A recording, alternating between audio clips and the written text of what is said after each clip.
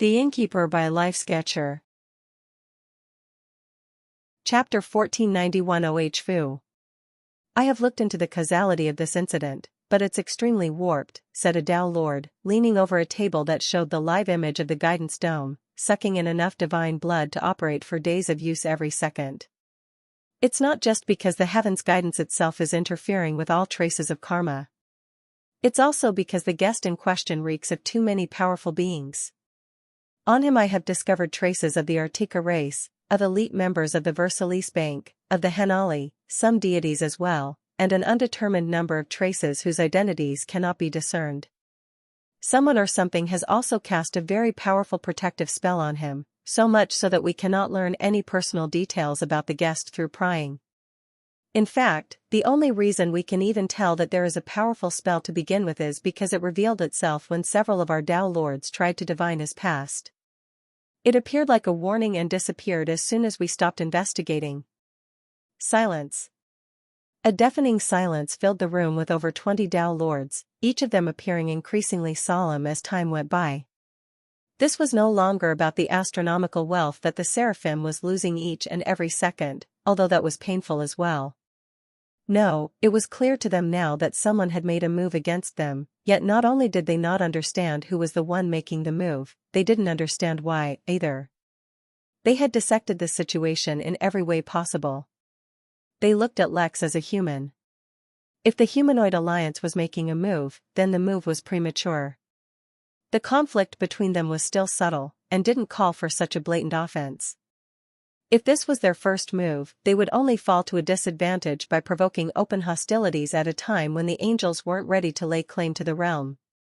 If it was the Henali, it made even less sense.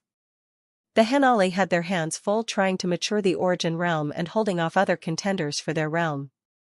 The Ventura Bank was also putting a lot of pressure on them, so there was no need to split their resources in other places. The thought of the Midnight in making a move against them was even more absurd. There was simply no reason for them to compete with one another, for there was no shortage of guests for resorts and inns. Besides, a lone Tao Lord, no matter how powerful, should not be arrogant enough to offend an entire congress of them. Besides, how exactly would a lone Tao Lord place such a powerful protection on Lex? It wasn't possible. This is not something we can ignore, and this is not something we can merely speculate on. We must contact Huron and ask him the background of this guest, and what exactly his intentions are for sending him here. None of the other Tao Lords spoke, so they were in agreement. With an exasperated sigh, one of the Tao Lords pushed a crystal out over the center of the table. It pulsed a few times, as if it were a beating heart. For a few hours the crystal continued to beat, during which time Lex remained entranced by the guidance. The Tao Lords did not lose their patience at the lack of reaction though, for one of the most important things to remember was the alternating flow of time. It had been a few hours here, but it may not have been even 1 hour where the recipient of the call was. Eventually, though, the crystal stopped pulsing, and instead began to morph into another shape altogether. Before their very eyes, the crystal turned into a living breathing Henali. But just as there was a different interpretation right beneath the surface, there were countless more the farther they looked. Hundreds of thousands of possibilities played out in their minds as the Seraphim deliberated on how much information to share. But ultimately, it was all irrelevant. Their action, at the moment, would be dictated by their current need, not by any future threat. They were not afraid of threats. Rather, it was the unknown that was more intimidating. The guest you sent went for his heaven's guidance around a day ago. One of the Seraphim finally spoke. It has now been 23 hours and 54 minutes, and he is still in there. Not only can we not identify why this anomaly is taking place, any attempts to investigate the guest himself, for who might be using him, has revealed a protective barrier so powerful that a dozen Tao Lords combined couldn't penetrate it. It was so well hidden that we would never have discovered it, if not for the fact that the barrier revealed itself as if to threaten us. Huron, this is no longer about the immense loss the resort is going to suffer for this heaven's guidance. It will take thousands of years to recover, but we can tolerate that.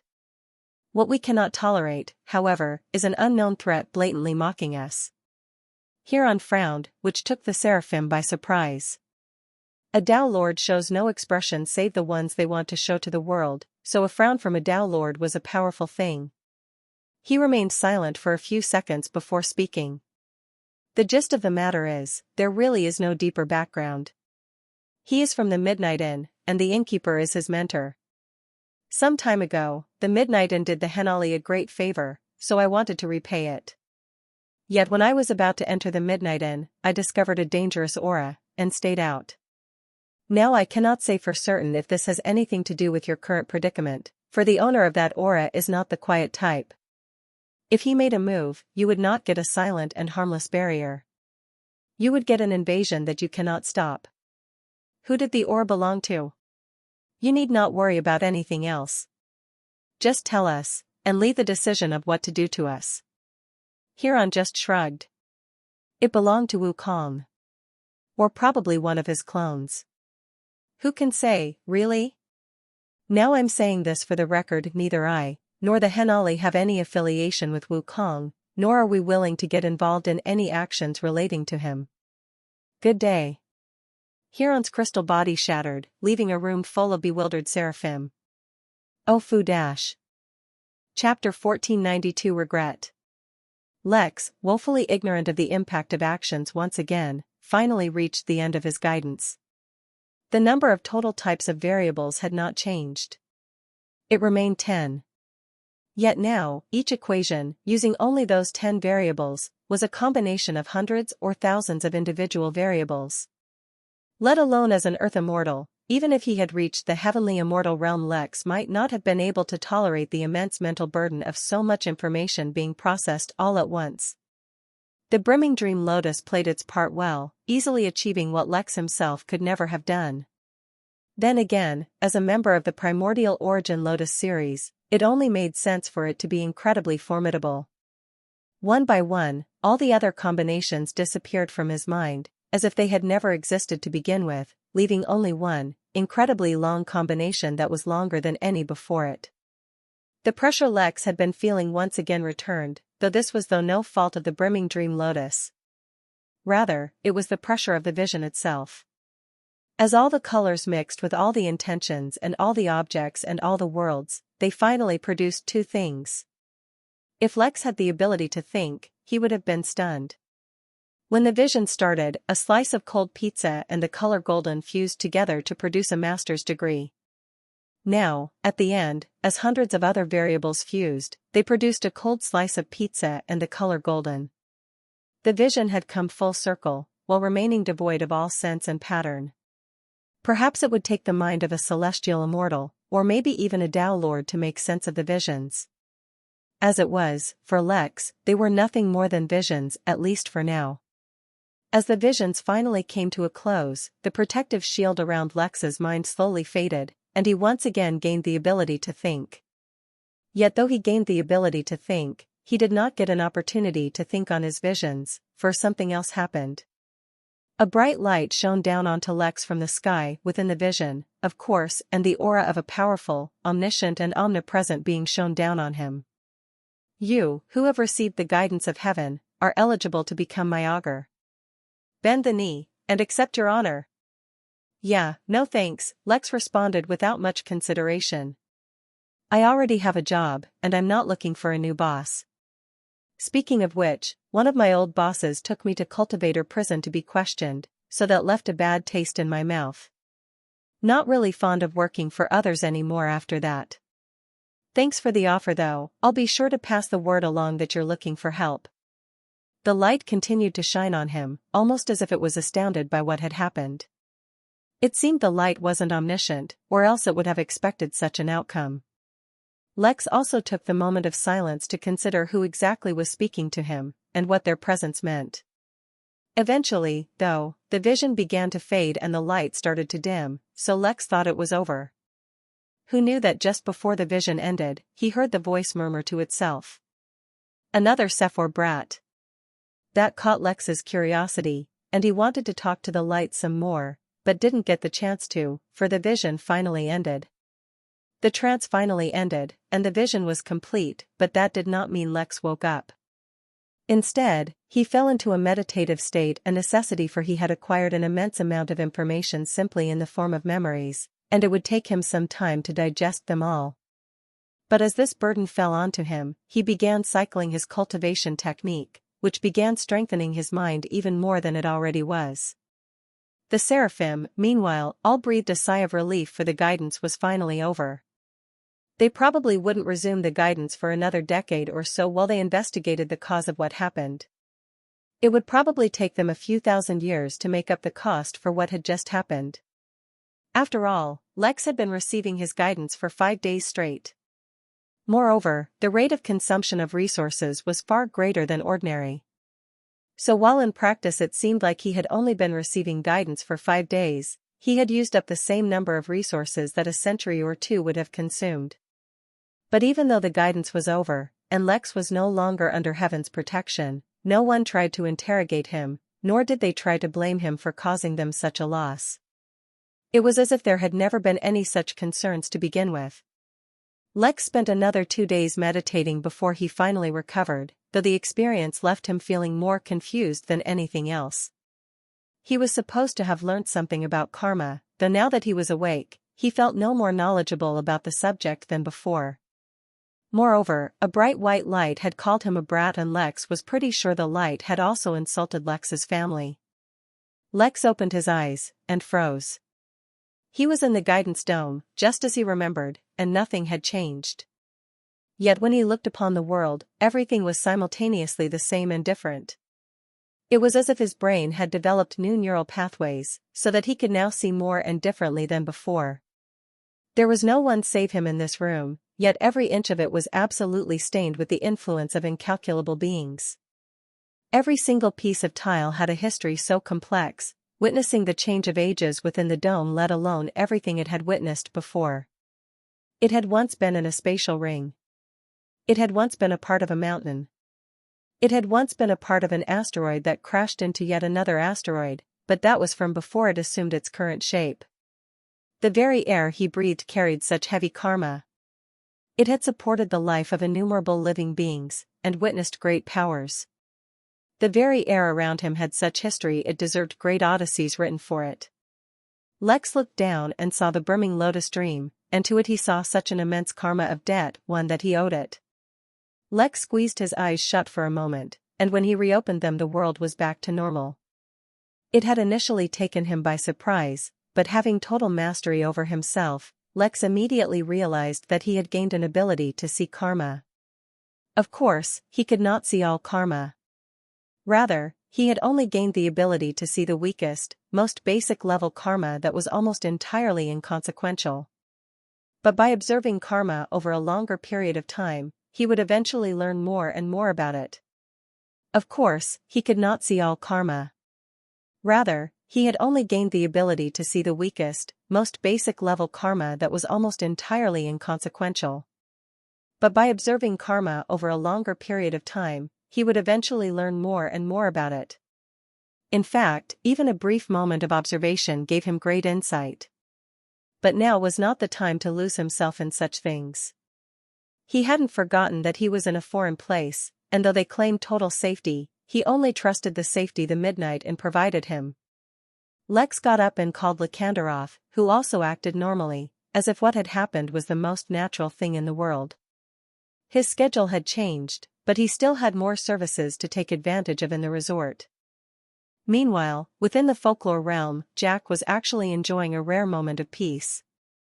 It wasn't that the river Styx wasn't trying to kill him, far from that. It was just that his crew was capable of handling it without his intervention, so he had some time to rest.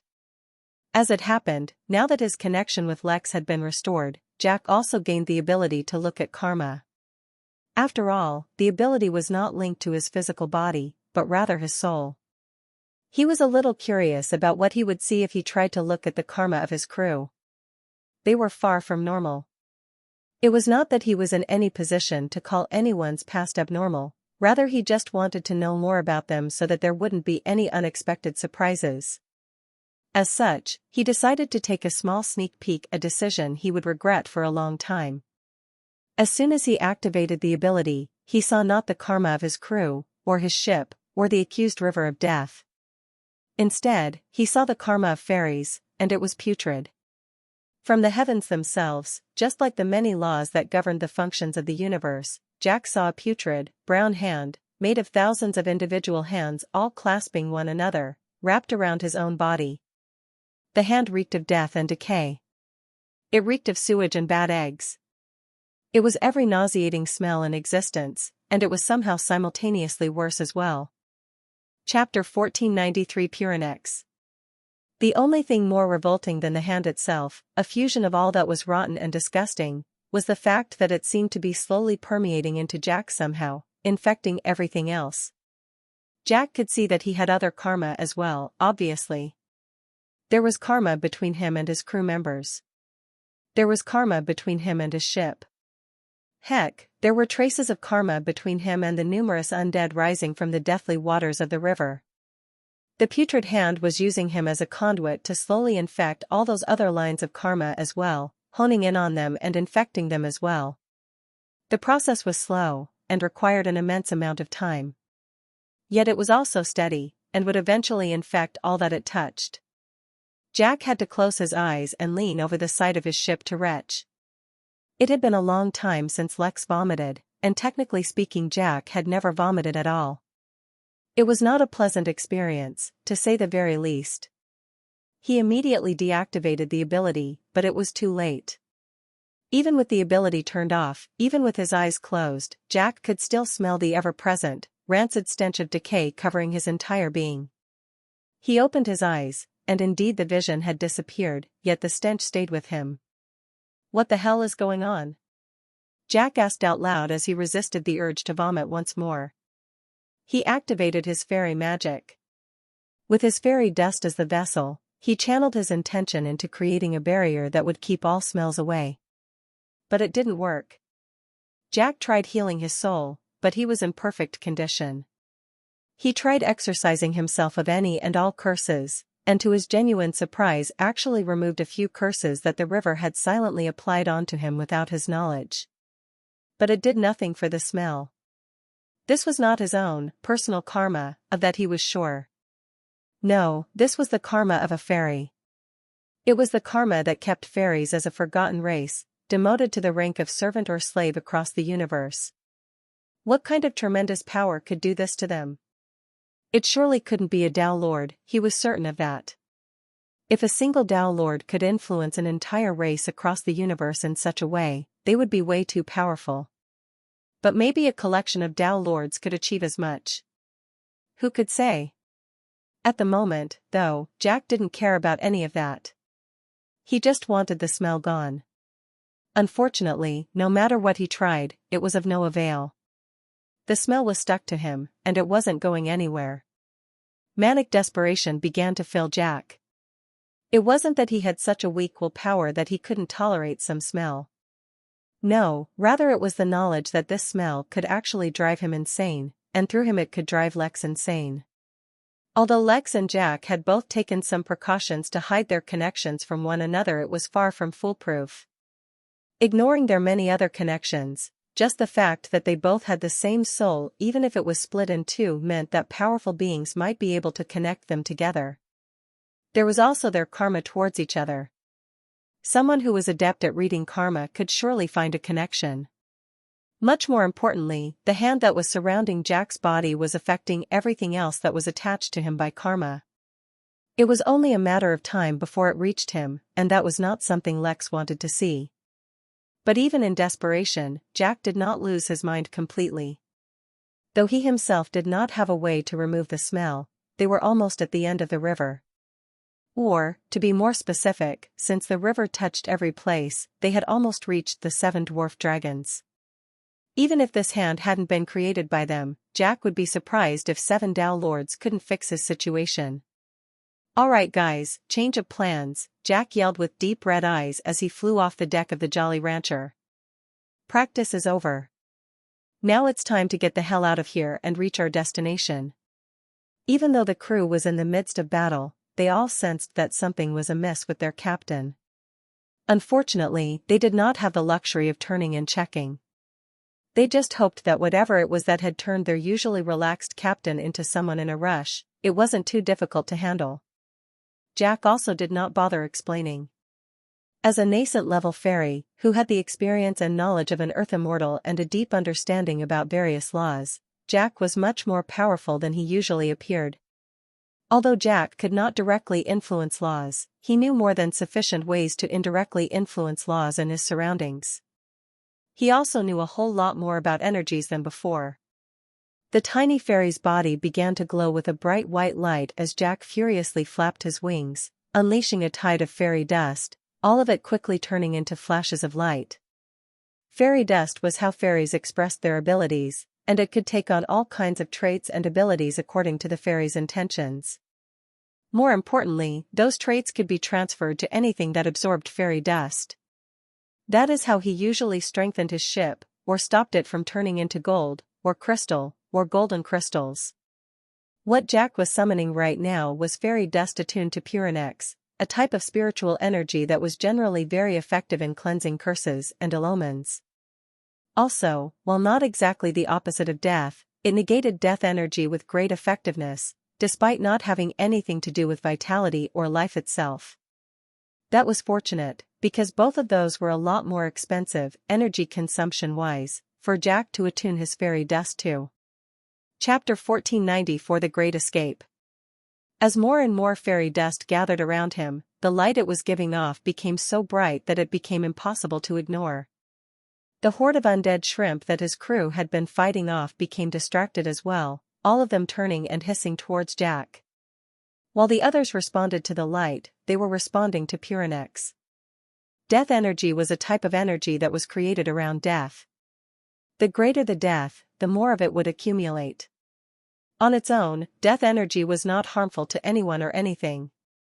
Mostly, death energy was just used to animate corpses and items, making it seem like they had come to life. Considering that some undead even seemed to have sentience, it was hard to argue that they hadn't been granted life.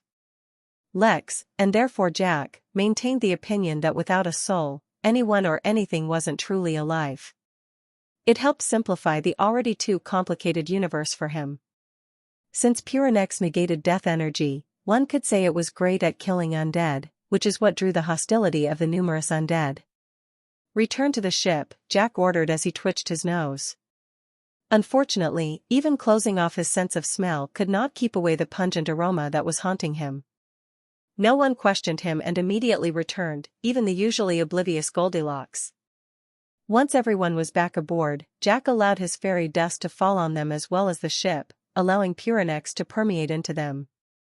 "Hold on tight, and attack from the deck if you have to. Don't resist the Purinex." Without explaining his intentions, Jack flew to the ship's helm and channeled even more energy into it. There was one good thing about being a fairy, and that was his nearly limitless supply of spiritual energy.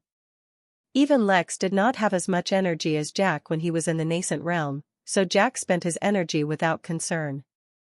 The golden gravity eels up front started to push forward, their bodies emitting anti-gravity fields, allowing the Jolly Rancher, which was being dragged behind through chains of gold, to pick up speed. Invisible formations that no one had detected before came to life, not only covering the eels, but the chains of gold as well as the ship. Since Nether Lily Gold reached the theoretical limit of spiritual energy conductivity, Jack had seen no reason to not make use of it. Using all the knowledge Lex had attained, Jack silently carved out one formation after another, not only strengthening his ship, but giving it various abilities and protections. The crew was bewildered, for they had never seen their captain so serious before. They didn't even know that their ship had these formations, or that they were so powerful. Yet the more their usually insane captain acted steady and responsible, the more fear they felt. Was there some unspeakable danger about to befall them? Little did they know, that was exactly it. It was just that it would take the decaying karma hundreds of years to actually affect them through their karma with Jack. The Jolly Rancher smashed through all enemies without slowing down or coming to harm. The Purinex was the perfect offense against the undead, immediately harming them when they made contact, while the ship itself was plenty durable on its own, making it the perfect battering ram. "Captain, how exactly are we going to exit the river?" Ollie asked. The river Styx is without beginning or end, touching on all corners of the world. Yes, that's right. But we are neither seeking its beginning, nor are we seeking its end. We are simply sailing sideways across its waters, until we reach the shore of our destination. The owl looked at the other crew members, who either did not respond or simply shrugged. But Captain, there is no shore on this river, the owl emphasized. Don't you worry about that. If you have nothing else to do, why don't you go man the sails? Ollie left, grumbling to himself. The ship doesn't need sails to fly. More importantly, we're sailing against the wind. What am I supposed to do with the sails? Unfortunately, the owl got no answer. The ship, shining like a beacon in the pitch black of night, continued to ram against any undead that came in its way, and oh boy did they come. Just as Purinex cleansed death energy, the undead hated Purinex, and would do anything to get rid of it. If Jack made use of it for too long, he would eventually end up attracting something far more dangerous than he could handle. Fortunately, he didn't need to wait long. Just like everything else in the folklore realm, the power of the river came from its legends and stories. Jack had studied many of them, though he could not claim to have read them all, and had a basic understanding of it. The river could be reached from anywhere in the folklore realm, but that simultaneously meant that any part of the river could touch any part of the realm. Theoretically, he could have transferred out of the river, to his destination, the moment he reached the river. But that would not have made a good story, and would have been a disrespect to the awesome power of the river. A journey had to be made. The distance covered was irrelevant, for the journey was more symbolic than anything. They had to overcome trials and tribulations, and properly witness the awesome power of the river, and understand how much weaker they were than it.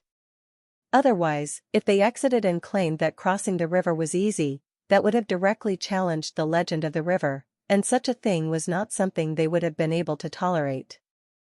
But this was not something he could have explained to the rest of his crew. The reason this worked was because this was Jack's understanding of the rules of the folklore realm. Yet once he discussed the rules with his crew, they would have denied or negated some of his theories, adding their own insights into the mix, and that would have affected how the realm behaved. Everything here was a grand story, and as characters in a story, they had to have the understanding of not trying to manipulate the story. The moment they tried, they would fail. Yet if they found a convenient loophole. Captain Jack took off his captain's hat and placed it against his chest, as if paying his utmost respects. Remember this day, ladies and gentlemen, alligators and ducks. For this is the day we sailed the mighty river Styx, braving its untold dangers and fury, fighting tooth and claw and nail for our lives, and escaped with our lives. We saw but a tiny glimpse of what the river dash. But Captain, we've been sailing for multiple days now, not just today. Pebbles, the hamster, corrected, causing Jack to sigh. Chapter 1495 Flying. Pebbles, I'm pretty sure this is why you lost your limbs, said Longbeard, the gnome. The hamster just looked at the gnome in confusion, tilting its head sideways. Maybe it was because today it had all its limbs, but had patches covering both its missing ears. What are you talking about? I lost my limbs when my wife had a cooking accident. For some reason, she cut my hand off instead of the carrot, and when I told her that's not how it's done, she cut off another one of my limbs. Longbeard simply shook his head. Pebbles he was too simple for this complex world. Jack took a deep breath and controlled his emotions. Normally, he would have found the interaction between his crew quite entertaining. But with the stink constantly harassing his senses, Jack couldn't find the humor in the situation. Never mind. Let's just get out of here, Jack said. As per the legends of old, we need to travel at exactly 88 miles per hour to pierce through the veil. Actually, there was no such legend, but the others didn't know that. Since Jack had said it, and his crew had heard it, the legend had gained some level of recognition and power. Of course, such a weak legend was in no way enough to actually give them a way out. Instead, it just provided subtext for the legend of his crew that he was in the process of creating. The anti-gravity from the eels spread along the chains and slowly encompassed the ship. This anti-gravity made the ship travel faster, but the ship could not actually escape the pull of the river so easily. In truth, Jack had thoroughly analyzed all legends associated with the river and discovered no matter what version of the story he heard, everyone traveled the river by boat. Having a strong and sturdy boat was paramount to survive the waters. But the more important thing was, in a world full of cultivators, no one tried flying over the river. Yet Jack was flying right now. It wasn't just that he was flying over the ship, he could even fly away from it. But the longer he did, the more the pull of the waters affected him, and would eventually pull him down. The power and legend of the river was strongly linked to the water, obviously, and a part of that power was to pull things into the water itself. Conversely, if he could allow his ship to escape the pull of the water after being affected by it for so long, he could similarly resist the other powers of this entire area. That was a secret he did not intend to reveal to others, for explaining the magic behind something would take away the magic. In essence, escaping the waters and escaping this realm of death were one and the same. Yet even the anti-gravity of the eels was not enough. If it had been so easy, then the river would not be such a scary place. But as someone with plenty of experience subverting common sense, Lex, and therefore Jack, was not so easily intimidated. Once the anti-gravity completely encompassed the ship, and all the formations were activated, a change suddenly started to take place. The sails, which up until now had been nothing more than a decoration as far as anyone could tell, started to change and spread out, looking almost identical to Jack's fairy wings. Tiny sparkles, if you will, Jack said, his tone completely level, as if everything was under his control. The first mate of the ship, the only one in the crew who seemed to have some idea of what was happening, quickly climbed up to the crow's nest and pointed his horn up into the air. The ship was shining under the effects of Purinex, but when the unicorn pointed its horn in the air, all the light was somehow directed towards it, passing through it like some kind of prism, projecting a rainbow light coming out of it and shining onto the sails. "Everyone, brace yourselves," Jack said, though his voice transmitted no urgency. "You are about to enter into the midst of legends." Whether Jack meant that they themselves were about to become legends, or they were about to reach the 7 dwarf dragons who were the stuff of legends, the crew did not know. What they did know was that as Pebbles tied itself to the ship's mast, they couldn't decide if it was a genius or a complete idiot. Jack flew down, still flapping his wings furiously to produce enough fairy dust to keep supplying the Purinex, and walked up to none other than Bob, whose mouth was shut using a legendary jawbreaker. The candy was practically indestructible, and the only way to get rid of it was to lick it till it slowly withered away. Of course, he could also spit it out, but the drama cat loved the candy too much to do that. Without saying anything, Jack handed the deity a piece of paper. When the drama cat looked down to read it, Jack slapped him in the back of his head, causing him to spit out the candy. Unable to help himself, Bob ended up reading what was written on the piece of paper out loud. "I can't believe we're about to become legends on our own. It would be a shame if something suddenly happened that would make our legend much smaller. Oh Lord, what kind of dash?"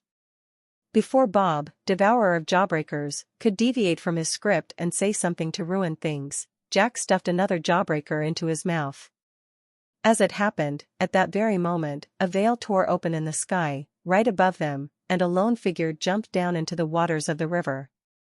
Too preoccupied with his escape, Jack just caught a glance of the figure, and recognized that it was a mermaid. Who the figure was didn't matter. There was an opening in the realm, which meant that they didn't need to tear through the veil of the river Sphinx, and could just quickly go through the opening. "Rise!" Jack roared, as he channeled all his remaining energy into the ship, flapping both his own wings and the wings of the ship. Yet even as the ship seemed to be rising, the waters of the river rose with it, as if they were unwilling to let it go. Bah, this is so badass," said Monk, the bear cub as he watched the Jolly Rancher literally resisting the pull of the deathly river. Ollie, feeling useless, grabbed onto the railing of the ship and started to flap upwards. As a nascent realm cultivator himself, his physical strength was nothing to scoff at, and his assistance was not insignificant. Goldilocks, intrigued by the actions of its avian cousin, also began flapping its wings, producing specks of gold glitter that spread around the ship. Jack felt a ripple of fear in his heart, one produced naturally and organically, an instinct of his body, as he looked at the glittering gold, yet he did not have the time or mind to wonder why it was. The gold dust didn't touch the ship, and instead went around it and into the water. As if it had encountered something even more repulsive than Purinex, the water suddenly let go of the ship, and the Jolly Rancher shot into the air like a rocket. "Oh no!" Jack exclaimed, as the ship went much faster than he anticipated. Like a rainbow-colored, shining bazooka, the Jolly Rancher emerged from the hull, and rammed into a tide of monsters that had been chasing the mermaid. As if that was not enough, the ship, led by the two gravity eels, cleaved through the horde and crashed into a castle, and then right through it. The entire crew suddenly felt their hair stand on end as countless monsters, each one of them incredibly powerful, suddenly looked towards them, anger and fury practically pouring out of their eyes. "Would you believe me if I said this was a misunderstanding?" Longbeard asked, though it was a redundant question. "They're allies of the mermaids." "Kill them," one of the monsters said. "Ollie, catch someone so we can get directions," Jack yelled as he deactivated the ship's wings, and stopped producing Purinex. A mere horde of monsters was not enough for them to go all out. "We should be somewhere close to the 7 dwarf dragon's domain." The Shadow Talon dove into the shadows, and would not fail to capture its prey. Meanwhile, the Jolly Rancher took to the skies. Jack resisted the urge to vomit, yet it was much harder than he expected. Even Lex, who was being bathed in luxury and pampered by the Seraphim services, was unable to enjoy a single moment due to how repulsive the smell was. "Oh? What business have you with the dragons?" asked a voice in a whisper from right behind Jack. The fairy did not turn back to identify who was speaking.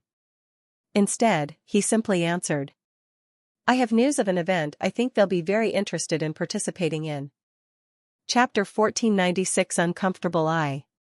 When a creepy voice starts whispering in your ear, it was basic instinct to immediately turn and investigate what or who was speaking.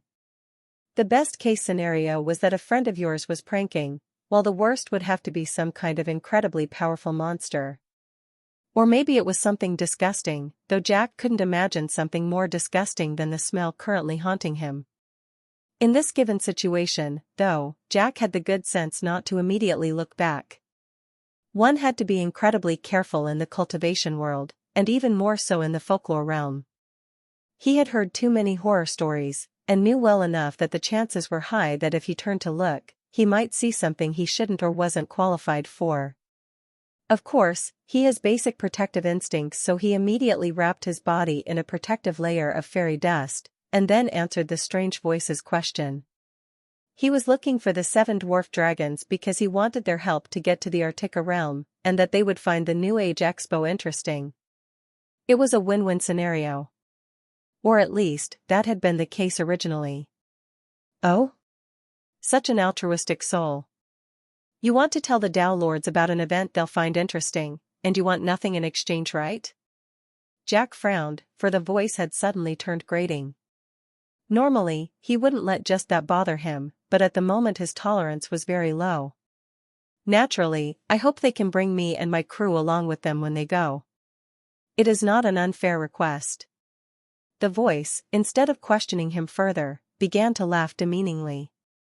"Oh, poor little fairy. That may have been true at first, but now you have another request in your heart too, don't you? While your previous request may have been fair, the addition of a new request, without providing anything of value, makes the deal unfair, doesn't it?" Jack suddenly grimaced, and not because of the annoying laughter behind him. Instead, it was because he had indeed been hoping that the Dow Lords would help them fix his situation. It wasn't exactly lethal. After all, he was being affected by the hand even before he was aware of it. But at least he didn't have to constantly suffer as a result of it. He lived a pretty decent life, albeit in ignorance. Now that he knew about the hand, he had a clue about what was affecting the fairies and could possibly try to resolve it, at least for himself. But the ideal situation would be for him to at least escape the influence of the horrendous smell first. Yet, it seemed like hoping for charity was not a good strategy. In truth, if a large part of Jack's mental capacity was not occupied by trying to maintain his sanity, he would have already realized it was so. Desperation, however, caused him to be blindly hopeful. But a request for a favor is still fair. You can choose to address your predicament first, and then find another way to fulfill your original goal.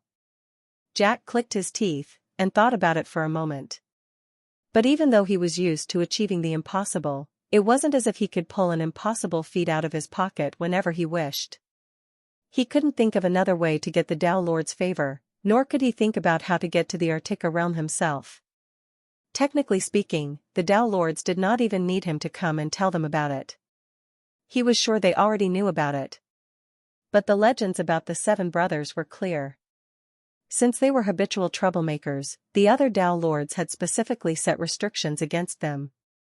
Only if someone requested their aid or assistance could they leave their territory, and much more importantly, the realm.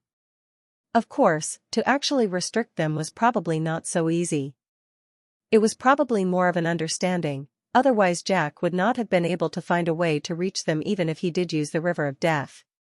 "No, I'll stick to my original request," Jack said, suppressing the immense reluctance in his heart. As distracting, disorienting, and disgusting as the smell was, it wasn't actually causing him any direct harm. He would just have to tolerate it for the time being, as going to the Artica realm as Jack was much more important than getting rid of the smell for discovering the fairy's hidden past. "We shall see if you can maintain your resolution before the end. Follow the path I am transmitting to you, and you will reach the Temple of the 7 Brothers." The voice faded away, and when Jack checked behind himself, there was no one there.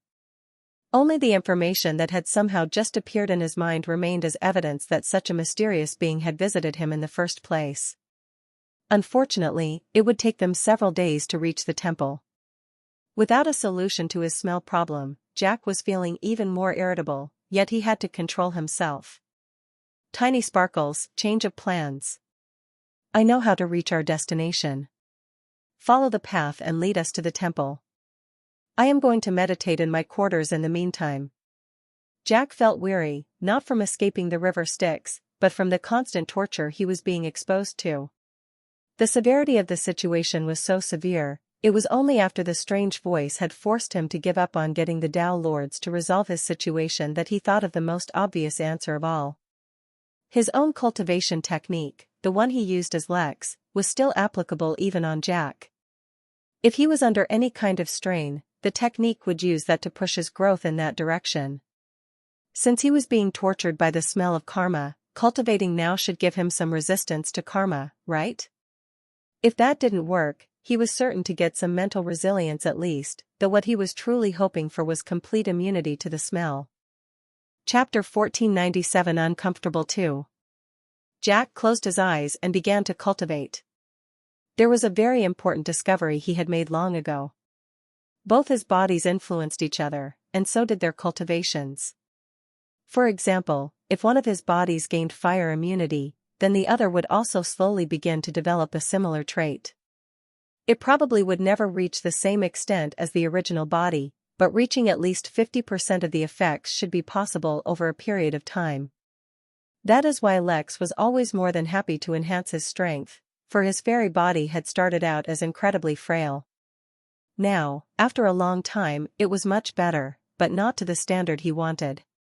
Similarly, if Jack made any gains in his cultivation, then Lex would also benefit, despite having a higher cultivation. So if he could actually gain some benefits from being tortured by the insidious smell of a hand that had probably never washed, he would just have to accept it. Jack lost himself in his cultivation, finally getting a reprieve from being tortured, while Lex was once again strolling around the Seraphim Resort, being led by Daffy the Daffodil. "Hey man, are you sure this is okay?" "I feel weird watching," said Lex with a clear amount of hesitation. "Look, if you don't want to watch, I'm not going to force you.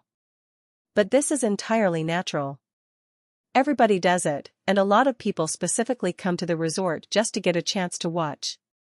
Look, I don't want you to take this the wrong way, but I can't really judge myself based on what others do. This is just giving me a weird feeling." Alright. I can just chalk it up to being a cultural thing you don't understand. Tell you what? Just follow me to the entrance, see how you feel about the place. If you don't like it, you don't have to watch. Besides, it's not like I'm telling you to participate, so you're not even obligated to stay. Lex followed, but it was obvious to anyone who saw him that he wasn't exactly happy about it.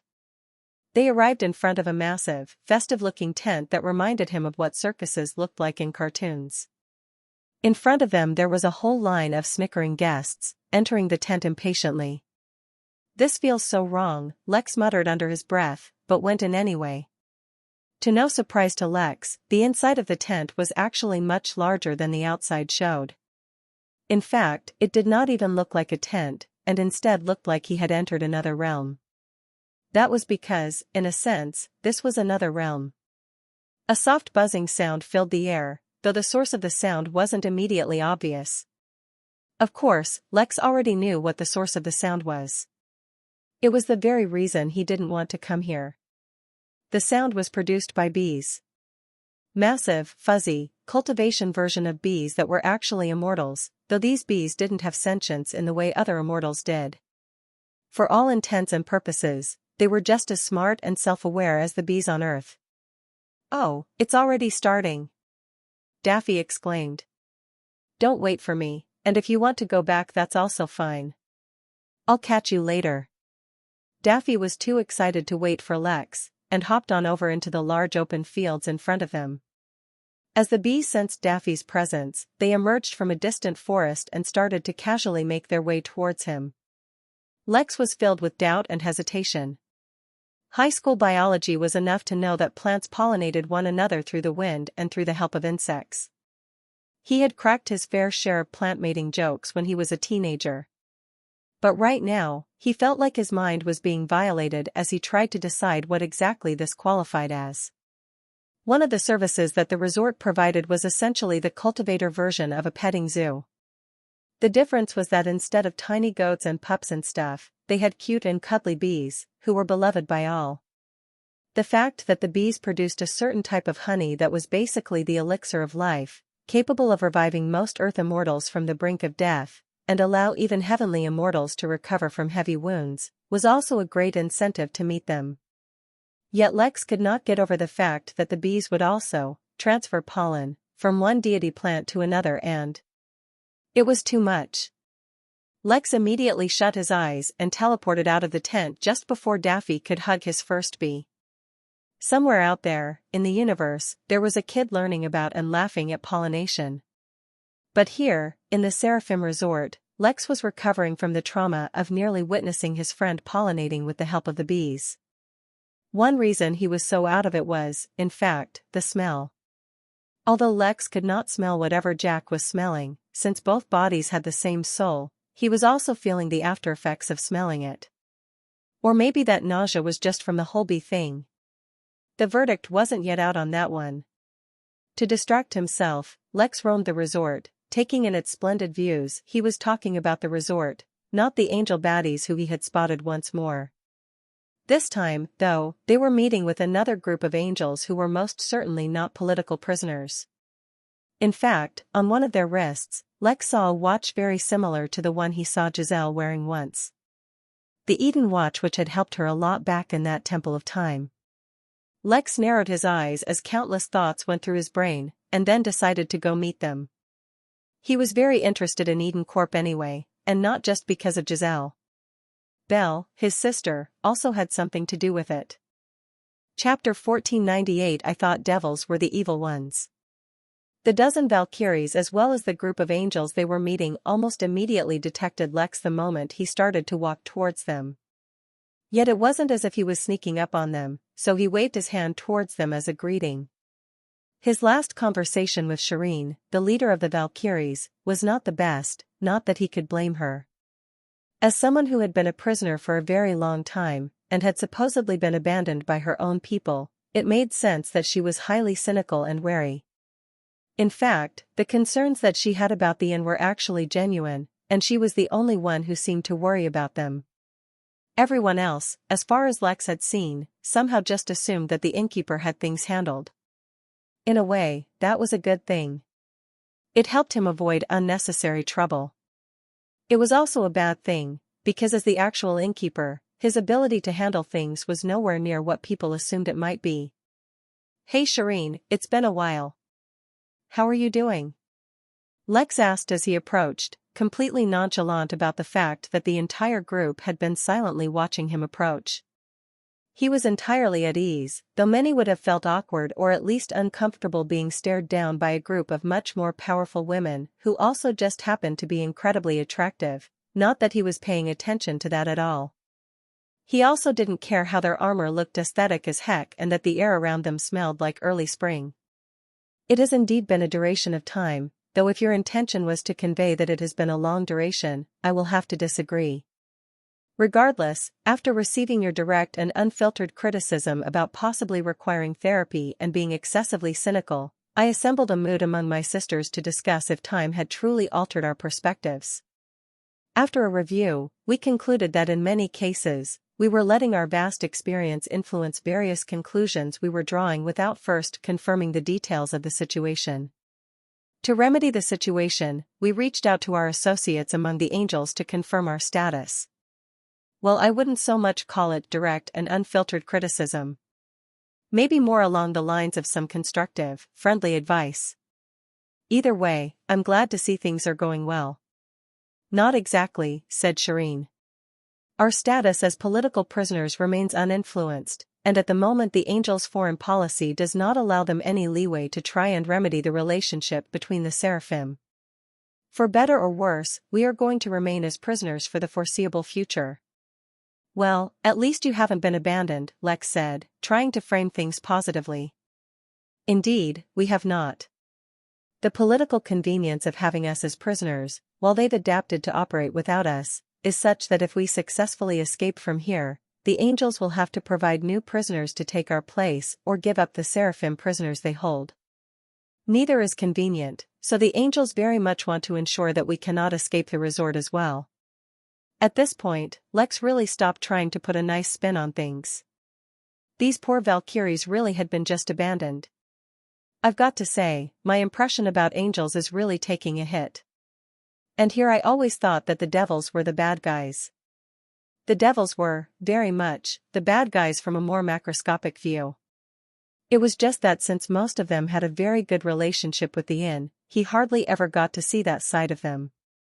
But he had not forgotten that they used humans to farm demons, and that there were some devils involved in the attack on the Midnight Battalion back then. For all intents and purposes, the attack had been carried out and orchestrated by RA, at least as far as they were concerned. But there had been hints that there were devils involved in that incident somehow, and he hadn't forgotten that. This is an internal matter among angels, said the leading angel, a blond man wearing thick silver armor. I assure you that such a decision is not easily made, nor are we in favor of it.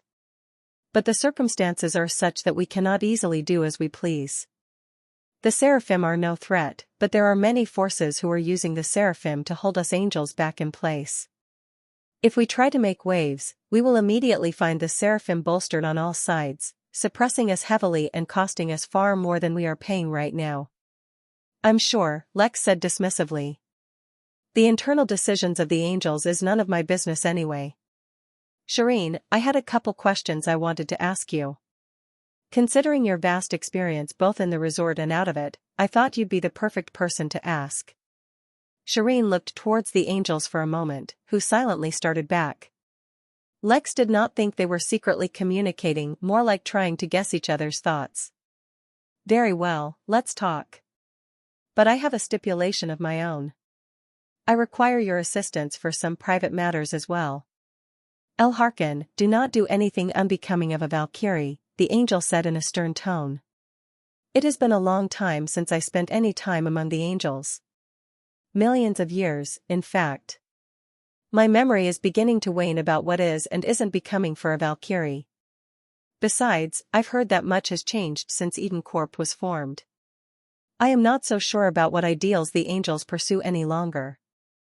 Now that you have confirmed that I am very much still a prisoner in the eyes of Corp, with no more value than to live forgotten for all eternity, I believe our business is concluded. You may leave at your leisure. Or enjoy what the resort has to offer. I assure you, their services are very good. So good, maybe you'll want to swap places with me. In a rare break from her character, Shireen actually winked at the angel as she led Lex away so that they could talk in private. Were the angel a cartoon, his face would have turned red and smoke would have come out of his ears due to anger. As it was, the angel merely clenched his jaw and looked at Lex threateningly. No wonder the devils captured a whole realm but the angels only got half, Lex whispered under his breath, fully aware that the angel could hear him. In truth, he knew that there was a lot more to why things turned out that way than simply personal competence. But who asked that angel to glare at Lex? Lex simply wanted to piss him off now. More importantly, he totally got why Belle fit in so well with angels. She always had an attitude problem, even as a child. Of course, that attitude problem could be attributed to spending a lot of time with Damien, fully aware that her family was being pressured by the man, and feeling the responsibility to fix it. But Lex wasn't exactly a psychologist. Who could say why Belle did what she did? Certainly not Lex. You actually seem like you're in a pretty good mood for someone who just told that her people more or less abandoned her, said Lex, though this time he had the tact to speak through spirit sense so no one else would hear. That is because that is not what happened, Shireen said with a smirk. Through one of the other angels who arrived with the envoys, I learned that my granddaughter has reached the peak of the celestial realm. But that is not enough to sway Eden Corp, which, for better or worse, now controls the fate of all angels. To become a board member of the company, she must reach the Tao Lord realm first. Please do not ask me to help her become a Tao Lord. That's a little outside my capabilities, Lex joked. It was obvious that Shireen's request would not be that. Even though Lex had very limited knowledge of the Tao Lord realm, he knew that others couldn't really help one become a Tao Lord. Unbelievably, Shireen actually chuckled at Lex's bad joke. Lex suddenly regretted making her laugh, because her beauty was infectious when she was cheery. Lex had a firm grip on his pubescent body's actions, ensuring nothing untoward happened, yet it was becoming harder. Nothing like that. But you see, the internal competition among angels is tough, and unless my granddaughter gets some support, she won't be able to take some time away to actually cultivate, not without peace of mind at least. As it happens, I have made quite a few friends among the many guests who have visited the resort over the years. If you would be so kind, I'd like you to deliver a message to one of my friends. In exchange, I too can grant you a favor of a similar difficulty. Chapter 1499 History Lesson I. Lex raised an eyebrow, but didn't immediately respond. There was a lot to take in here, not to mention the possibility of establishing good relations with a potential Tao Lord. Barring that, having the favor of a few peak celestial immortals wasn't bad either. But the randomness and abruptness of this quest had Lex feeling like a particular video game character from the fifth entry in an RPG series so successful the game studio decided that they didn't like money anymore and gave up the idea of ever making a sixth one. Lex took a deep breath in his mind, that is, to cool down. For some odd reason, he suddenly got worked up thinking he would never play Elder Scrolls 6 now that the Earth had basically been invaded and overrun by AI and religious fanatics. Though, to be fair, for a small period of time, even normal Earth could have accurately been described as overrun by AI and religious fanatics. He was getting sidetracked again. The point was, he'd come to Shireen because he had his own quests he was working on, but she had suddenly presented him with another juicy quest promising long-term benefits. The thing was, he had his own stuff going on and couldn't always just take off at the drop of a hat to fulfill some side quest. If you don't mind me asking, isn't this a little abrupt? Just a few days ago you were telling me how you had to weigh your options and didn't believe in a deal too good. Now you're sharing confidential information with me without any assurance that I won't betray you, or even if not that, without any assurance that I will even take up your request. Your concern is valid, but this is what you can refer to as an open conspiracy, Shireen stated. I have not yet revealed crucial details to you. More importantly, the connection between my granddaughter and I cannot be hidden. Anyone can guess that we will try to help each other. Lastly, nothing I am doing is illegal. Whether it's asking for your help in delivering a message, or helping out my family using my own contacts, there's nothing wrong with it. Also, I find you trustworthy. Though I cannot completely use my experience to paint my conclusions, I cannot ignore it either. Lex nodded. He did not think that was all there was to her decision. She was too pragmatic to take such a needless risk. That did not mean, however, that her request would put him in considerable danger, or at least that the danger would be targeting him specifically. He may or may not do her the favor, he hadn't decided yet. Let's hold off on this matter for a moment. I haven't decided yet whether or not to take you up on this offer. I'll need to know things like what's your timeline for having this completed, and what kind of danger I can expect. After all, I have my own tasks I need to work on, and I cannot promise that I'll be able to make time to help you deliver your message. Lex did not, for even a moment, consider that delivering the message would be an easy or simple task. If it were, she wouldn't need his help to do it. Any random postal service should have been enough. I have an alternative request for you as well in place of this, but as you said, let's hold off on that for now. Why don't you ask me the questions you had first?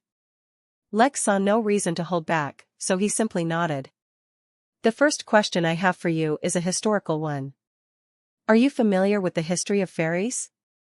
Lex didn't want to directly ask the reason for why they were so suppressed, and instead wanted to ease into the topic.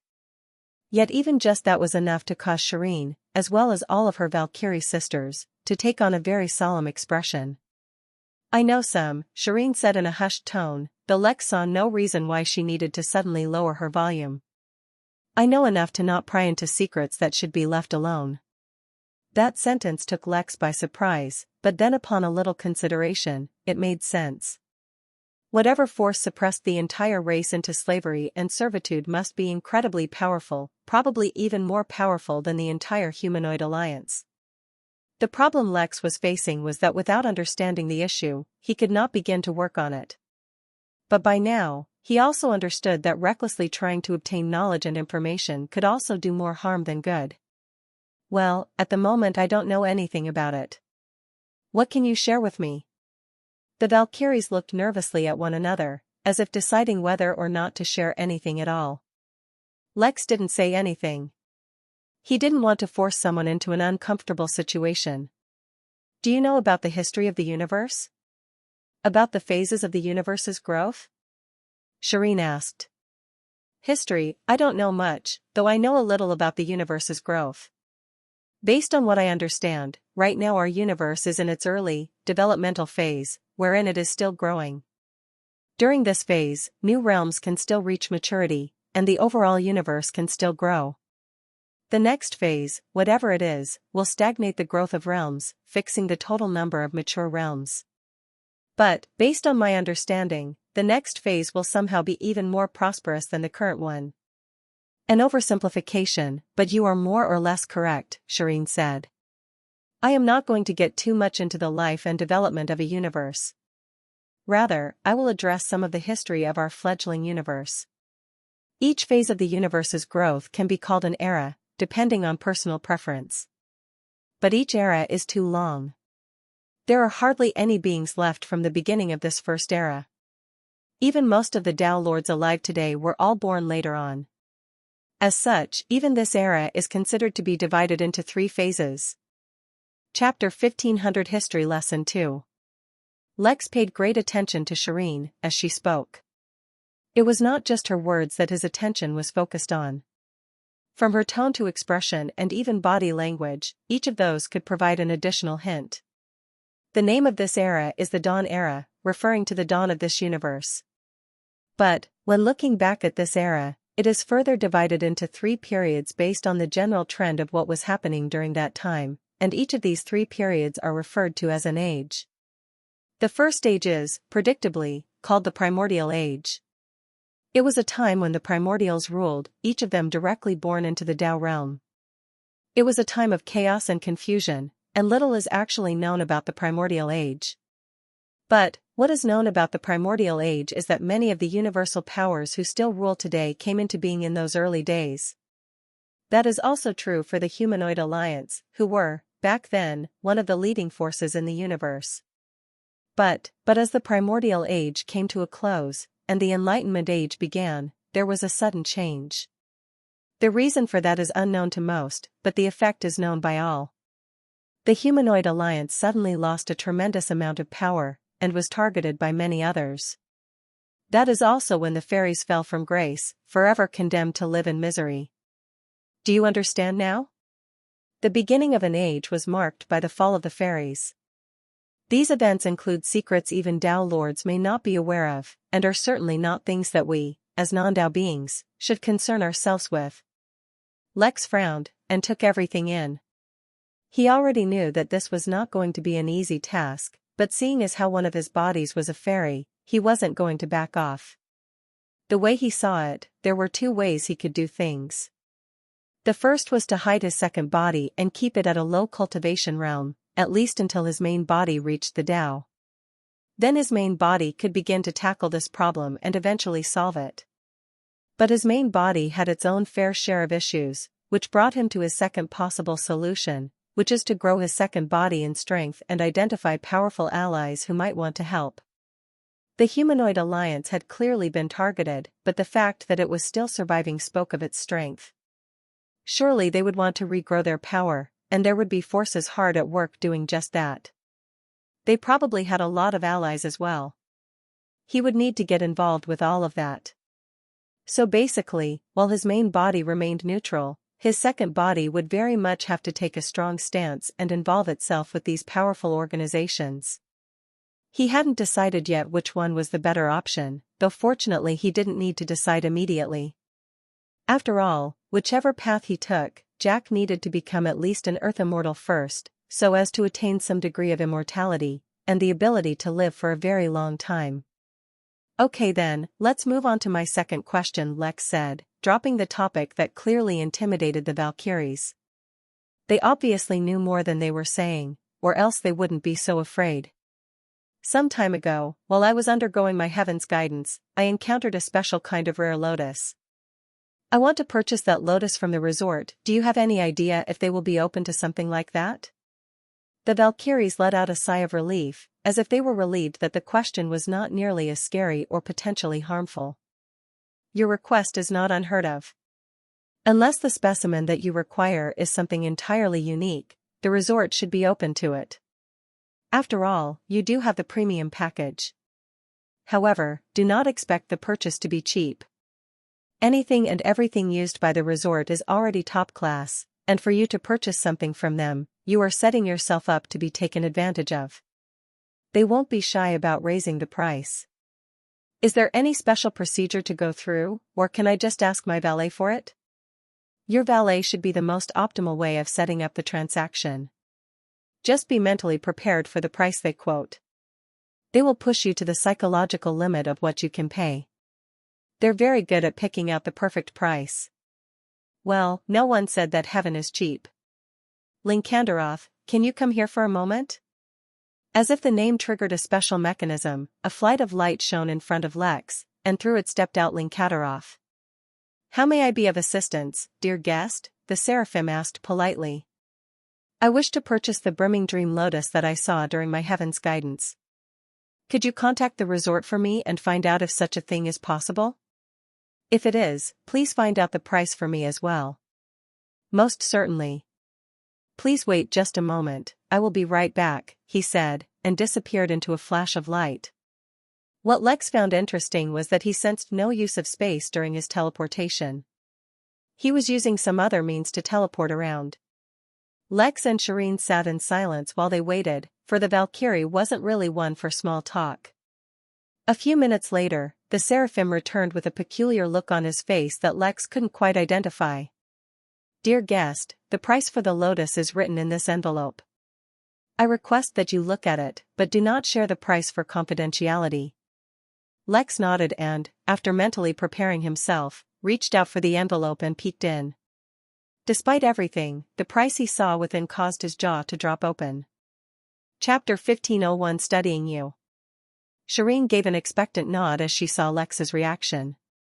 She was long familiar with the behavior of the resort, and although they offered the very best services, they also charged similarly. Considering that their primary target audience were Dao lords, they weren't really concerned that those of lower cultivation levels found their prices to be too high or outrageous. After all, even those of lower cultivation levels who visited their resort were, more often than not, affiliated with Dao-level organizations. Moreover, everything that the resort used was of the highest quality, and was not only rare and difficult to find, in certain cases it was practically impossible to acquire based solely on wealth. Being able to buy something from them was already the resort showing great favor, regardless of the price offered. Meanwhile, Lex was looking at the figure quoted in front of him, his mind racing as he tried to explain it. With the immense self-control he had, there was no way he could have allowed his jaw to drop unless he wanted it to. Yet he needed to show such a reaction, first to assuage Shireen's expectations of the immense price he would have to pay, and secondly to satisfy the resort's expectation. After all, they were offering to sell him the brimming dream lotus for the whopping price of absolutely free. The fact that Lycanderoth asked him not to share the price could have been standard procedure, but Lex felt like it was because they didn't want to spread word that they had given out something for free. What he didn't understand was why they would do such a thing. Even if the governor of the Origin Realm had splurged to give him the premium package, it should not include the price for any shopping he wanted to do. I think I might need to talk to someone before accepting such a price. I was mentally prepared for a high price, yet something like this is highly unusual. Such a response was already anticipated. If you would follow me, I can take you to our concierge atelier, who usually handles such requests from guests. Afterwards, you will be set to continue the remainder of your services. Due to some unexpected occurrences, the timing for your baptism has moved forward. Lex nodded and turned to Shireen. Please excuse me while I handle this matter. I'll come see you before I leave, and we can finalize the matter of your request. Very well. I will wait for you. I wish you a fruitful negotiation. Lex gave her an appreciative nod, though he doubted it was possible to negotiate a deal better than the one he was already getting. Lex followed Lycanderoth into the light, and realized it was acting like a portal. Next moment he found himself inside a very comfortable-looking office, though it was empty save him and Lycanderoth. Lex assumed that they would wait for someone, but unexpectedly, Lycanderoth walked up to the leather sofa right in front of him and took a seat. Please, Lex, have a seat. I've been waiting for an opportunity to have an open chat with you. Allow me to introduce myself properly. I am Lycanderoth Morvain, company commander of the 5th Seraph Battalion. As you can probably imagine, acting as a guest valet is not usually under my purview. Lex was both surprised, and yet not so surprised by the sudden reveal. He took a seat opposite to Lycanderoth, and took a moment to figure out how the seraphim was able to sit on a sofa of a normal design with 4 massive wings on his back, folded though they may be. It seemed like in their folded state, the wings turned into light, not impeding the seraphim in any way. No, unless the seraphim army operates quite differently from the armies I know, I doubt commanders often see to guests at a resort. I would introduce myself, but I suppose that's not really necessary. Very good. No, I assure you our army operates like a normal one. Please forgive me for introducing myself earlier. Outside of these walls, my identity is not really known. More importantly, since I had taken up a role as a valet, I had to act it out properly. It's no trouble. I suppose I have to thank you for the generous price I received for the lotus? Oh no, I had nothing to do with that. I suppose I should explain. The truth is that your heaven's guidance was a little abnormal compared to what we usually host, and though you suffered no harm, the resort is extremely apologetic for exposing you to potential danger. If you had not raised the request for the lotus, the resort would have presented you with another gift of some sort as a token of their apology. Since you made the request, you actually made life for the resort much easier. When you are ready to leave the resort, you will be given the lotus as long as you sign on a statement accepting that neither you nor the innkeeper will hold the resort responsible for this slight oversight. By the way, I am not usually a part of the resort, so I have no reservations admitting that I'm impressed by how scared the resort is of the innkeeper. I've never seen them behave this way. It makes one wonder what he's done to deserve such a reputation. Lex had no idea why Lycanderoth was so interested in him, especially since everything he had witnessed so far made it seem like the Seraphim were strongly against the humanoid alliance even if, so far, they were maintaining neutrality within the resort. It couldn't be helped. Even if it had been countless years, their history made it impossible for Lex to believe that they were neutral. That was exactly why he wanted so strongly to maintain the inn as a neutral place. Yet his actions against the Fugan, and the minor support he had shown for the human race might already be enough to paint a certain amount of bias towards a few groups. Most importantly, at some point along the way, he must have done something that had an influence he wasn't aware of, or else the Seraphim wouldn't be afraid of the Innkeeper, as Lycanderoth claimed if he was telling the truth. Even if the Innkeeper's reputation depicted him as being strong, there was no reason why the resort should have been afraid of a lone Dow Lord. If I had to guess, it would have something to do with them respecting him for being an excellent host. As far as I know, the Innkeeper has had no confrontations with anyone for there to be any intimidating reputation to speak of. Speaking of reputations, I didn't even know I had enough of a reputation to garner such attention from a company commander. Lycanderoth chuckled, as if he found Lex's statement amusing. Indeed, it is too early for you to begin seeing the effects of your reputation, but believe me, you very much have a very strong reputation that is only set to grow further. Since your primary focus is the hospitality business, I expect you're not too familiar with the finer details of how the army works. Am I right? What's there not to understand? Armies are deterrents and weapons to be used against enemies. It's not that complicated. And yet, running an army is far from simple, Lycanderoth insisted. Every officer needs to go through numerous training to ensure they're properly qualified for the position they fill, and often enough officers are sent to allying realms to receive their latest training and as a form of exchange to keep relations close. I, myself, am set to be shipped off to the Origin realm soon to undergo training in special operation strategies. Based on the brief I've gotten, we're going to be studying your strategy to eliminate sanguis pluvia for the entire duration of our training. I'm sure the training won't cover the more sensitive areas of your operation, for which information will surely remain classified. Even so, knowing that you oversaw the operations while being on the field yourself, I was very impressed. It's a remarkable feat you've accomplished, one that countless have failed to do before you. When I found out you were coming here, I had to take the opportunity to meet you, and I must say, you did not disappoint. I won't pry on how you did it, but just witnessing you experience heaven's guidance for so many days without the slightest repercussion was an honor. Lex smiled softly, as if the recognition was quite flattering for him. In truth, he was realizing that he had never realized that others might study his actions in so much detail. He had to be even more careful in all his ventures moving forward. Please, you're flattering me.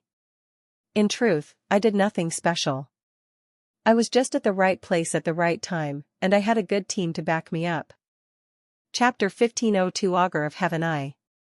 Lycanderoth gave Lex an understanding smile, as if he knew perfectly well that no one was going to reveal their personal strategies, especially to a stranger.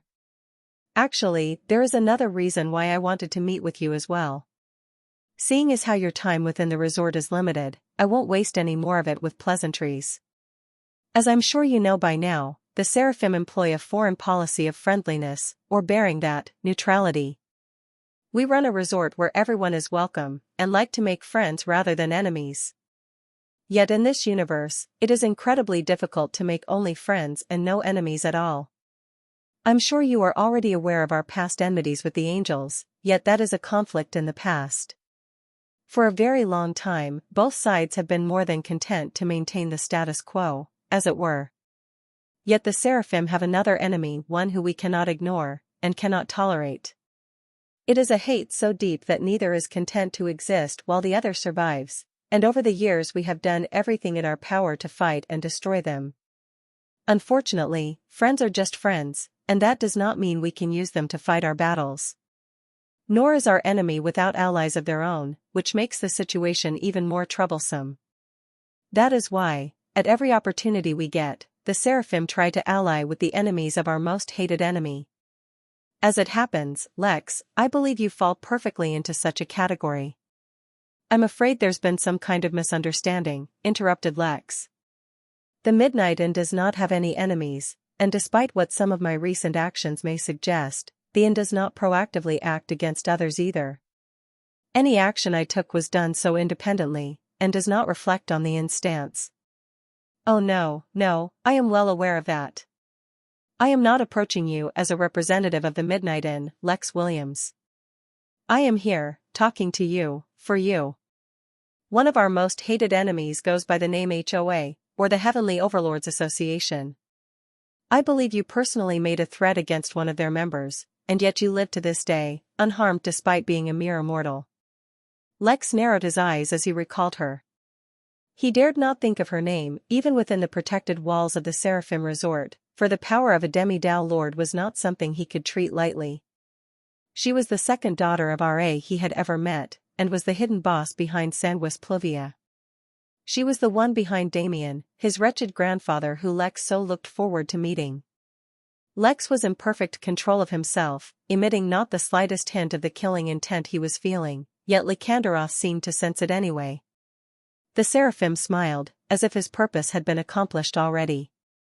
It seems that we may have something to discuss after all, said Lex in an even tone. What can you tell me about the HOA, and what exactly do you want from me? About the HOA, I can tell you a lot. Similarly, there is much that I want from you. But there is not much I will actually ask of you. Deities, as you may or may not know, usually cannot leave their realms. They are also intrinsically linked to their own system of faith or belief, without which they cannot exist. The Seraphim, who are directly linked to heavens, have a strong relationship with deities. More specifically, we have a relationship of superiority, in a way. More often than not, a deity's lore will include stories of some heaven or hell, even if they have no real link to it. If a deity grows powerful enough, and does manage to connect to a heaven, it is usually under the terms of the local seraphim. This way, the seraphim and the deities form a mutually beneficial relationship. Yet the HOA is an association of deities who, through various heinous acts and sacrilegious means, broke free of the restraints of their realms while retaining a modicum of their original power. What's worse is that, often enough, a means of their survival is acting like a parasite towards certain heavens and hells. The worst part is that since they've broken free of the traditional confines of the deity's power structure, they can set up their belief systems in various realms, making them practically impossible to kill. One such means for them to do this is by taking advantage of traditional deities who have a normal relationship with heavens and hells. If they're happening to parasite a heaven or hell, they can use its connection to the various realms connected to it, and spread their faith there. Even though they are severely weakened from the original state, such deities remain one of the beings closest to true immortality in the universe, even harder to kill than a Tao Lord. Naturally, while their actions make them natural enemies of Hellions and Seraphim, they are also formidable allies to have, and so many powers are more than willing to protect them. Not all deities who do such a thing have joined the HOA, but it is undeniable that the HOA is the largest organization of such deities. As such, they are always trying to undermine the power and influence of the heavens, and are similarly always being targeted by those they have harassed. Lex did not frown, but he sure as hell was frowning internally. Even for someone like him, who went against common sense and logic all the time, learning that one of their sworn foes was essentially an unkillable that even Tao Lords could not necessarily eliminate, was something completely bizarre. Now, there's good news and there's bad news as far as the HOA goes. As a law of the universe, all deities are hard-locked to the demi-Dao Lord realm. No matter how much their faith spreads, and how much divine energy they accumulate, they can never truly become a Tao Lord. That means the deities within the HOA are all demi-Dao Lords, and are severely weakened at that. So, despite their nearly unkillable state, the amount of harm they can do is limited. That's the good news. The bad news is, there is a very distinct possibility that as the era changes, and the universe enters its next phase, the limit on the deity's power realm is lifted. After all, what is the universe if not the largest realm? If seen through such a perspective, then just as the maturity of a realm limits the highest achievable realm, the maturity of the universe may similarly be limiting the highest achievable realm for cultivators and deities alike. As such, before the era changes, the fight between the HOA and us must conclude. Lex leaned back into his chair and thought about what he had just heard. The timeline for fighting the HOA was pretty big from his point of view. Yet if he considered how long it might take him to reach the Tao Lord realm, he wasn't certain it would be enough. After all, Lex was basically taking for granted that he would become a Tao Lord. Even if he took that as true, there was no guarantee that it would be a quick or easy process. He could not even imagine what kind of tribulation he would face to become a Tao Lord. He doubted it would be a quick one, considering that Cassandra began her ascent into that realm so long ago, and yet she had made no noticeable progress. You have convinced me that the HOA is a menace, Lex admitted candidly. Yet you have not yet told me anything about her and her relationship with the HOA, not to mention what exactly you want from me. At this point, Lycanderoth was not quick to reply. Instead, he leaned back and looked at Lex for a moment, as if considering his words carefully. Lex had once unlocked a sixth sense, one that seemed quite useless compared to all his other abilities. Yet it seemed to come in handy at uncanny times. The sixth sense allowed him to sense the emotions of others, and this went beyond his own ability to simply determine their feelings based on their microexpressions and energy signatures. It was truly mystical and unexplainable. At this moment, he could tell that Lycanderoth was feeling both fearful and conflicted, which was not the emotions Lex had been expecting. Originally, the request I wanted to make of you was quite simple. Yet after your unusual experience in the heavens' guidance, I thought of another possibility. I admit, do not know whether I should address it or not. Don't hold back, said Lex. Weren't you the one who said that the enemy of my enemy is my friend? Then among friends, there is no need to hold back. Chapter 1503 Augur of Heaven 2. Haha, I expect nothing less from one with the courage to threaten a demi-Tao Lord, said Lycanderoth, though his emotions did not ease up upon hearing Lex's invitation to be candid. Instead, he tensed up even more. Some knowledge, as you probably know, is not so easily born, Lycanderoth said. I am afraid that if my guess is wrong, and I say something inappropriate, I might end up hurting you. Such a start won't bode well for our fledgling cooperation. Lex wanted to assure him that he could handle it, yet at the same time experience held him back from making a drastic decision. Lycanderoth had a powerful background, and so knowledge that he thought could be harmful to him must really be a secret of epic proportions. Lex was contemplating how exactly to proceed when he felt a change take place in his mind. A go board appeared, and then all at once, pieces started to appear. One after another, white pieces appeared on various boards, suddenly gaining an overwhelming advantage, at least in terms of the number of pieces. All of them were normal, oval beads, and were like the rook that nearly launched Lex into cultivation deviation, yet the sudden arrival of over a dozen pieces suddenly gave Lex a foreboding feeling. It was subtle, almost feeling like it was simply his imagination. Yet Lex never imagined such things, and he had a strong trust in his intuition. Whatever had happened, it was definitely bad for Lex, and not just because of the go pieces. He felt like whatever happened that resulted in so many pieces was also directly bad for him, as if it affected his future in a negative way. Yet the feeling was too distant and illusory for him to properly investigate. Once he was certain that nothing else was happening, and as the go board slowly vanished from his mind, Lex returned his attention to Lycanderoth. He was destined to never take the easy path, and the hurdles in his way would always be greater than his peers. If he stopped taking risks just because they were risks, he would ultimately fall to one of the many dangers he was destined to face. All he needed to do was assess if the danger was too great for him to take. For example, he knew better than to delve into secrets related to Tao Lords. But if the danger was not up to that level, then he could probably tolerate it. Besides, knowledge was power, and sometimes this saying was very literal. Unless the danger of this topic is equivalent to that of learning about the Tao, then you can speak of it directly without holding back. Lycanderoth's hesitation vanished upon receiving Lex's final confirmation, Yet it was then replaced by a solemnity that encompassed his entire being. On paper, in this day and age, the various races are flourishing, and the secrets of the universe are all but revealed. Yet the truth is, all the powerful races know that they are but ants scouring in a garden, no matter what heights they reach. The true face of the universe, perhaps there is no one alive with the qualifications to measure it. I just mentioned that you can view the universe itself as one large realm. If you do that, then the realms that we inhabit are akin to minor realms or pocket realms compared to the main one. Yet when we travel between the realms, we find only the void. So where is the actual space, the actual realm, that is our universe? Lex paused, and even held his breath, for what Lycanderoth was saying basically overturned Lex's understanding of the universe. As far as he knew, or at least as far as he imagined, the universe was some kind of large, ever-growing boundary within which was an endless void.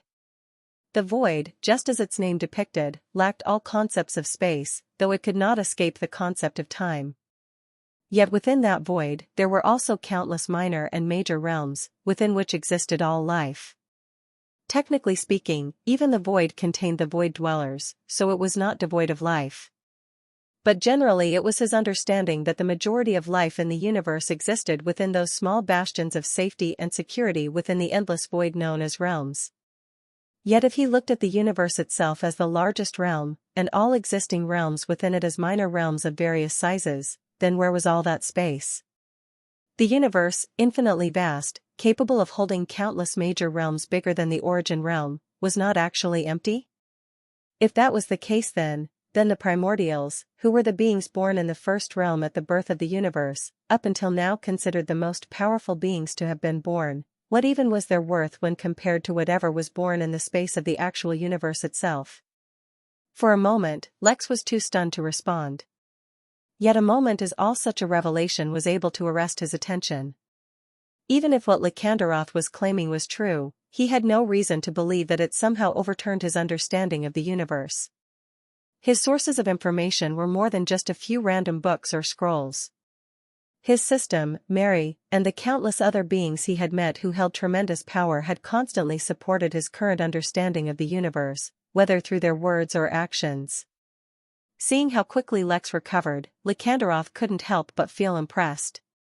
More importantly, seeing that there was no adverse reaction to his slight hint, he gained the courage to elaborate a little on what he wanted to say. He himself was a celestial immortal, while Lex was an earth immortal. Even if Lex himself was confident, he didn't want to harm Lex by accidentally oversharing. He saw great potential in cooperating with Lex. Actually, this is both a great secret, and not so great a secret. Have you ever encountered a microscopic realm? Or a race that has transcended such a realm? No, I can't say I have, though I have heard of them, said Lex. Chapter 1504 Augur of Heaven 3. Indeed, in his studies about various realms, he had learned that there existed various realms that were solely and specifically for beings so weak in power, that what humans considered as the mortal realm was akin to an overpowered deity to them. Microscopic realms were not called so because they were tiny, though that was usually the case. Instead, they were realms in which there existed races so weak, that only after attaining multiple realms of power, and overcoming something akin to a tribulation, could they enter normal realms by attaining powers akin to a mortal. The races that existed in such realms were generally so weak, and so low on the cosmic ascendance spectrum, that even normal humans were like mythical dragons to them. Well, basically, a microscopic realm, to you, might appear incredibly tiny. Yet if you enter, you will discover that your size remains as it is in proportion to a realm. Similarly, when a race exits the microscopic realm, they do not come out the size of bacteria. Instead they retain their proportional size as compared to a realm. The reason I'm telling you this is because I want to tell you for sure that there really is a realm encompassed by the universe. But once you enter it, your size will remain proportional to the realm. Ironically, if you were to encounter the physical manifestation of a major realm when you're there, you might discover that it is no bigger than a pearl in your hands. Yet if you enter it, you will be even smaller. How is it that I've never heard of something like this? Lex asked. This does not seem like the kind of secret that can be so easily hidden. Like I said, this is both a great secret, and not so great a secret at the same time. To enter into the universe truly, there are two ways, both of which are equally impossible for most. The first is to break a fundamental law of the universe, creating a tier. This is truly absurd and almost unheard of.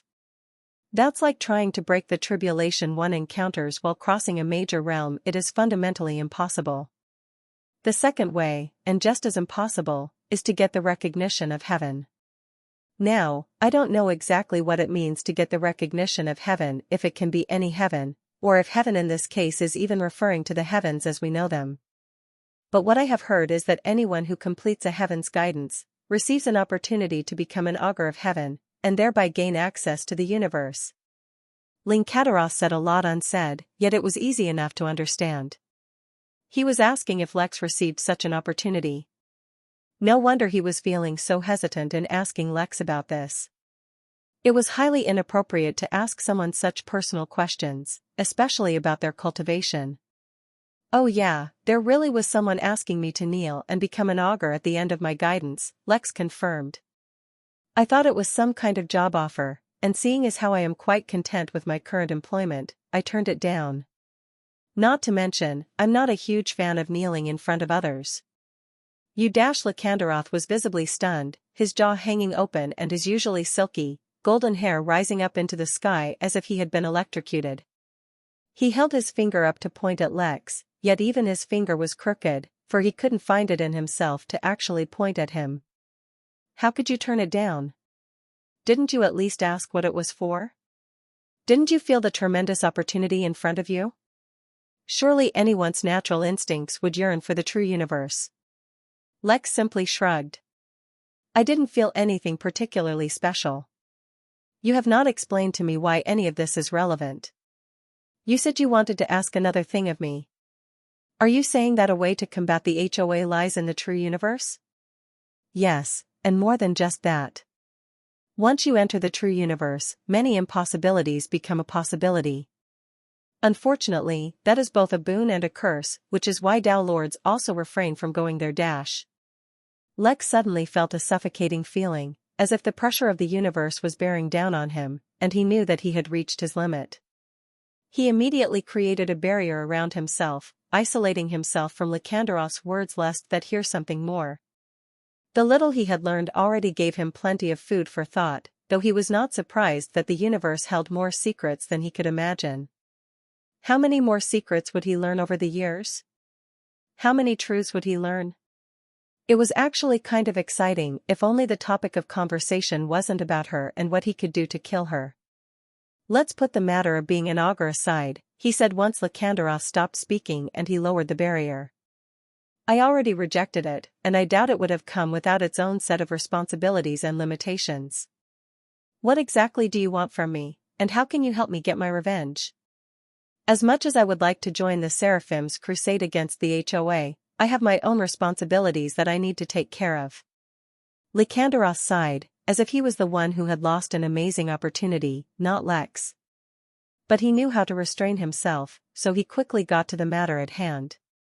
There is a coalition of forces who act against the HOA at all levels, not just the demi-Dao ones. Though that is near the peak of that organization's strength, that does not mean they don't have forces working at lower levels. There are many things that weaker cultivators can do that ones with higher cultivation levels can't, especially in minor realms. I want to invite you to join this coalition. There won't be any obligation for you to act, but in any realm you visit, you will be able to see the coalition's actions against the HOA, and possibly contribute if you wish. For now, this should more than suffice. Chapter 1505 Harboring a Fugitive Eye. You went through so much, just to make me join some anti-HOA coalition? That hardly seems worth it, said Lex skeptically. That may seem like it to you now, based on your current point of view. But hundreds, thousands, even millions of years later, how much impact will your joining have caused? Even if you only do one mission every century, over a long period of time the effect of joining the coalition will become substantial. More important than that, it will allow you to meet and work with others working against the HOA, build your reputation, and gain exposure. You see, the purpose behind having you join the coalition is not because the coalition lacks manpower.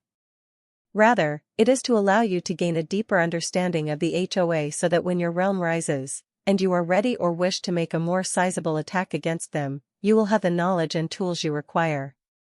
You are thinking really far into the future, Lex commented. Oh, not at all, Lycanderos said, waving his hand. This is a war that has been going on for ages, and it must end within this age. Since the timeline is already set, then both we and the HOA will be thinking along those lines. Every decision we make balances immediate gains with long-term gains. You have already shown your potential, so there is no reason to invest in your future, just as the HOA will surely attempt to stamp out your future. Lex sighed. Of course, the HOA would try to kill him. What's worse, they were planning on a timeline of billions of years, a frame of time so immense he literally could not conceive it, let alone plan for it. Already, the fact that he had asked the planning division inside the inn to create a 100-year plan, and a 500-year plan for the development of the inn was putting a strain on his own planning capabilities as well as his workers. To consider that someone might be plotting his demise in a complex plan that takes thousands of years seems too distant from himself to feel like a real threat. More importantly, he needed to genuinely consider what to do about this coalition. Joining it would provide numerous benefits, yet it would also concrete his position as an enemy of the HOA. He also had to consider how it would reflect on the inn, for although he, as Lex Williams, did not necessarily represent the entire inn, he could not be separated from it either. I appreciate the offer, but I've already been pushing things. The inn is supposed to be a neutral organization, and my actions have cast a shade of doubt on that. I cannot continue to put it in an awkward position because of my selfishness. Lycanderos smiled, and leaned forward a bit, as if he was pleased that Lex had touched upon this topic. Lex, do you mind if I ask you a potentially private question? Go ahead. If it's too invasive, I simply won't answer, said Lex. As I have never actually been, I am not too familiar with the Midnight Inn and its operation. How much do you really know about the inn's operations? I know that the inn claims to be a neutral organization, but do you really think its actions are like that of a neutral one? The Innkeeper is pretty open about these things. The inn only wishes to operate independently, without getting involved in other issues. It is only against those that threaten the inn or break its rules. Why? Do you think it has been biased towards someone? Not really, but it's just that being a neutral organization is easier said than done. Even the Seraphim Resort is not entirely neutral. Attempting to achieve true neutrality invites a challenge to it. While I was discussing the payment issue for the Brimming Dream Lotus on your behalf, I heard a specific rumor, though I don't know if it's true. A rumor relating to someone wanting to challenge the neutrality of the inn? Lex asked. Though he maintained a largely calm expression, he became entirely alert. This was not the kind of thing he could ignore. There's a rumor that the inn is harboring a notorious criminal. I do not know the details and trust me, I did my best to learn the identity of that criminal, but it was for naught. But regardless of whether such a rumor is true or not, the fact that it is spreading means that sooner or later, someone will come looking for him. At that time, the inn's commitment to neutrality will be tested as well as their ability to sustain it. A notorious criminal? I'm sure we have many guests who have some kind of criminal record somewhere. Such a thing is basically impossible to avoid. I'm sure even the resort often welcomes guests who are considered criminals by some. Yes, but I don't mean some small-time crook wanted in a realm or two. When I say notorious criminal, I mean across the universe. Think about it, Lex. Who did I go to ask about whether you could purchase the Lotus? I asked the Tao Lords of the resort. They are the ones who were discussing the rumor, and the fact that they allowed me to overhear it means it's common knowledge. A criminal who attracts the attention of a Tao Lord is not some petty crook. Lex quickly went through the list of guests inside his inn, and almost immediately thought of a particular guest to whom he had given a ton of MP to spend. Mary had asked him to remove the name and nicknames of that guest from his memory for even knowing it was too dangerous. Yet he did not forget that not only did Ripley, the auditor from the Versailles Bank, freak out upon learning of that guest's presence, even Mary had reacted strongly to him. More importantly, for some strange reason, he was entirely undetectable by the system. Chapter 1506 Harboring a Fugitive 2. Lex recalled that the mysterious, unnamed guest could not receive any MP and had to use a card given to him by Lex because the system couldn't detect him. In fact, he had spent months within the inn, and yet the system not only did not detect him, it didn't put up any of the usual defensive measures it put up in the face of a Dow Lord. Lex was incredibly intimidated by him, not because he was a Dow Lord of unspeakable power, but because he had the uncanny ability to detect any thought Lex had about him, even if he didn't use his name. Hopefully, the distance of a realm made it so that particular guest could no longer sense Lex thinking about him. If there was some notorious criminal hiding inside the inn, then he was the only candidate that Lex could think up of. The problem was, he technically wasn't even a paying customer of the inn, yet Lex could not kick him out either. How dare he kick out a Dow Lord? In fact, the only complaint he had to begin with was that if he had been detectable by the system, he would have gotten some kind of reward for hosting a Dow Lord. But since he was undetectable, Lex was not only missing out on the MP, he was missing out on the reward as well.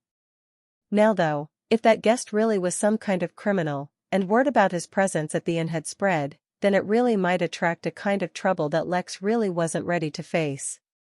"Hey Mary, is there any way I can trick the system into giving me another one of those butter knives? The full-powered ones? If not, then how can I raise the power of the butter knife so that it's a serious threat?" "I believe the system has already given you a list of items required to raise the level of the butter knife," Mary responded. "Yes, but that list is pointless," lamented Lex. "I've never heard of a single one of those items, and even the Infinity Emporium hasn't been able to locate a majority of them. Even if it is able to do that, how many levels are there before the knife can be a serious threat to enemies of a very high level? I mean like the Dow level." "Oh, that's basically impossible," said Mary. "At least until you help the system recover to 100% of its strength, that's impossible. Even the full-powered butter knife can, at most, be considered a peak demi-Dow Lord item at best." "You say that, yet a lot of people are very impressed by the karmic powers the Innkeeper displayed when that butter knife was used. In fact, it was because of that attack that so many people consider the Innkeeper a very powerful Dow Lord. There's no point in arguing with me. I'm telling you like it is. If you used that butter knife on a Dow Lord, it would not harm them at all. Only demi-Dow Lords could suffer from its power. The point is, you already have a way to upgrade the butter knife. Now if it's not easy, there's nothing I can do about that." Lex groaned internally, but it was a fact. He'd even listed the required items in the guild room of his inn, but so far no one had responded to any of them. For the moment, without any good option, Lex was forced to do pretty much the same thing he'd been doing since the very beginning of his cultivation journey: take things as they come and bluff through his problems.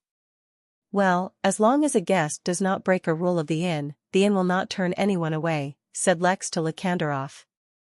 "I'm sure the Innkeeper has things well in hand." Around the same time, within the Midnight Inn, Wukong was pulling back a chair for a charming young lady.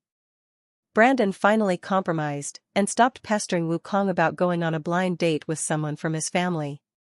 Then, using a technicality, he introduced Wukong to a young lady from his wife's family.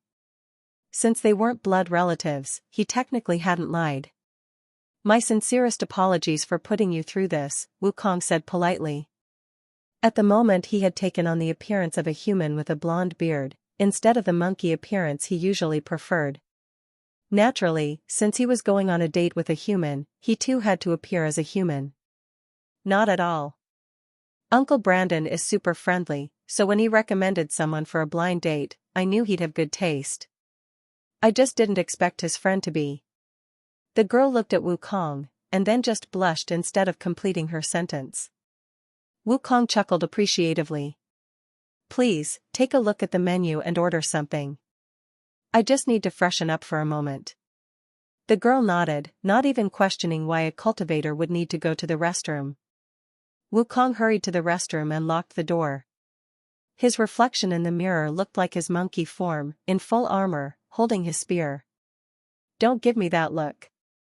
"Brandon pressured me into this," Wukong said to his reflection, who only snorted. The human Wukong plucked a few hairs from his beard and sprinkled them in the air and watched as they all morphed into more of him. Then, just for good measure, he did so with a few random hairs from all over his body. Soon, over 50 Wukongs were standing in the bathroom with him. Each and every one of his clones, formed from his hair, could use the full strength that he himself had at his disposal. "Please see to it that no guests interrupt my date. It's been a very long time since I've seen someone." Wukong got mixed responses, from whistles to groans, yet a moment later all his clones disappeared. In a certain realm the 50 Wukong appeared and then began to pluck their own hairs, summoning more and more clones, until they went from 50, to hundreds, to thousands, each of them just as powerful as the original Wukong. Then they disappeared as well, gone to intercept anyone who might dare to interrupt his forced vacation. Chapter 1507 Grateful. Once his conversation with Lycanderoth concluded, Lex was brought to receive his holy baptism, which was actually quite a painful process regardless of how it started. The baptism affected him down to his very soul, and not just his physical body, despite the fact that it was only meant to increase his physical strength. This way, should his body ever be destroyed and he remade a body, or perhaps inhabit another body, its strength would automatically be raised, influenced by his soul. There was a way to receive a maximum amount of benefit that the baptism could provide, and unlike the heavens' guidance, many people were able to achieve this. The only real obstacle was pain tolerance. The longer the baptism went on, the more painful it became. One could end it at any time, but that would mean giving up on more benefits. For many people, this was a very real and difficult obstacle, but for Lex it was a walk in the park. It was not that he never felt pain, or could ignore it. But when one ended up taking so many lava showers, it essentially fell into the classification of hobby rather than existential threat. One learned to tolerate pain. So, while his body and soul were being cooked under the purifying light of the holy baptism, Lex's mind wandered, as if entirely unaffected by the pain. He thought a lot about the threats Lycanderoth had warned him about. For once, Lex was entirely stumped about what to do, having no good tools available to him. It was just that bluffing could only take him so far, and at the Tao level, no amount of bluffing could help him resolve a major obstacle. He could not kick out the guest of his inn, nor could he face the enemies such a guest brought about. He could only rely on himself and his system to possibly navigate this issue, but he couldn't be sure if either of those would be enough. His personal strength was easy to increase, he needed to only grow his level. Yet if he entered the next level without maximizing his gains in this one, he would limit his future ceiling. For now, at least until he reached the same level of mastery as Cornelius from the Crystal Realm in Lawcraft, he didn't want to grow his cultivation level. That only left his system. He had been hesitating to grow it, mainly because he couldn't trust the system. Yet between the system and an uncertain future involving angry Tao lords, it was obvious that he must choose the system. In fact, Lex reluctantly admitted that his avoidance of developing his system in the past may actually lead him into trouble. Regardless of whether he wanted to acknowledge it or not, he was intrinsically linked to the system, and could not avoid its influence. He had tried as much as possible, and Jack seemed to be disconnected from the system, but that was also probably because he didn't fuse with the system in the nascent realm. If he had, then it was likely that even Jack would have been able to use the system. Lex could not help but sigh. He was the most powerful he had ever been, and was literally right in the middle of becoming more powerful. Yet he was still too weak, and had to do the thing he didn't want to do. He allowed himself to feel sad for a few seconds, but then suppressed the feeling. At this point, the truth was, even if he found a way to separate from his system he wouldn't do it. When he had first received the system, he had been extremely wary of it, mainly because he didn't believe in such a thing as a free meal, let alone a free system that could grant him treasures that were incredibly valuable the universe across. But whether it was free or not no longer mattered. Whatever secret plot was behind these systems, Lex could no longer avoid it. Now, instead of trying to separate himself from the system to avoid whatever trap it had laid, and he still believed that there was definitely something to it, he instead decided to focus his attention on taking control of the system. He had seen some of the system's secrets. He had looked under the hood of the car, as it were, and seen the engine beneath. Naturally, just glancing at a combustion engine would not give anyone the appropriate knowledge about how one worked, let alone how he could alter it to suit his own needs. Yet he could study. He could learn. In fact, he needed to learn. Lex was convinced that since he could not escape the influence of the system, he must take control of it, and make it entirely his. That did not mean he was ready to fuse it with his soul just yet. Rather, he would now dedicate a portion of his vast mind to studying anything and everything related to treasure manufacturing, formations, arrays, and anything else that might one day help him decipher systems. Once upon a time, Lex had a fleeting thought that one day he could create an array complex enough that it could act as a system as long as he kept getting stronger. Now, he wanted to do that and more. Just one more thing to add to the pile of tasks he had waiting for him. "Hey Mary, did you know about this universe as a separate space of its own thing?" "I still can't wrap my head around it," Lex said, ignoring the mind-numbing pain that was ravaging his body and soul. Quite frankly, the smell that Jack had to put up with was more distracting than mere pain. "Yes, I did," Mary said. "But you do not need to worry about it, nor do you need to think about it. That is the kind of place you never need to visit in your life, now or in the future. Essentially, it makes no difference to you at all, and it has no bearing on the operations of your system either." Lex was curious about why Mary seemed to be so averse to that place, but knew better than to ask. Instead, he focused his mind on something else. Even though he had not joined the coalition that Lycanderoth was representing, he had reached an agreement with him nonetheless. At the very instant that agreement was formed, Lex felt the image of the Go board in his mind appearing, and yet he exerted a measure of control over it, and prevented a black piece from being placed. In fact, back when he completed his Heaven's Guidance something similar happened, and Lex even suspected that as soon as he completed his baptism, he would receive another opportunity. But now, after placing so many pieces, Lex was slowly accumulating experience and gaining a measure of control over how his pieces were placed. He still didn't understand the rules of the game, but he was close to figuring out how his pieces were generated. His initial guess was that any time he grew stronger in some way, he would gain a piece. This was a good theory, but it didn't perfectly fit. For example, reaching an agreement with Lycanderoth didn't increase his strength. One could argue that it increased his network or influence, which was a part of his strength. If that was the case, Lex had no counter-theory to disprove it. All he knew was that the appearance of his beads was not limited solely to the increase in his personal strength.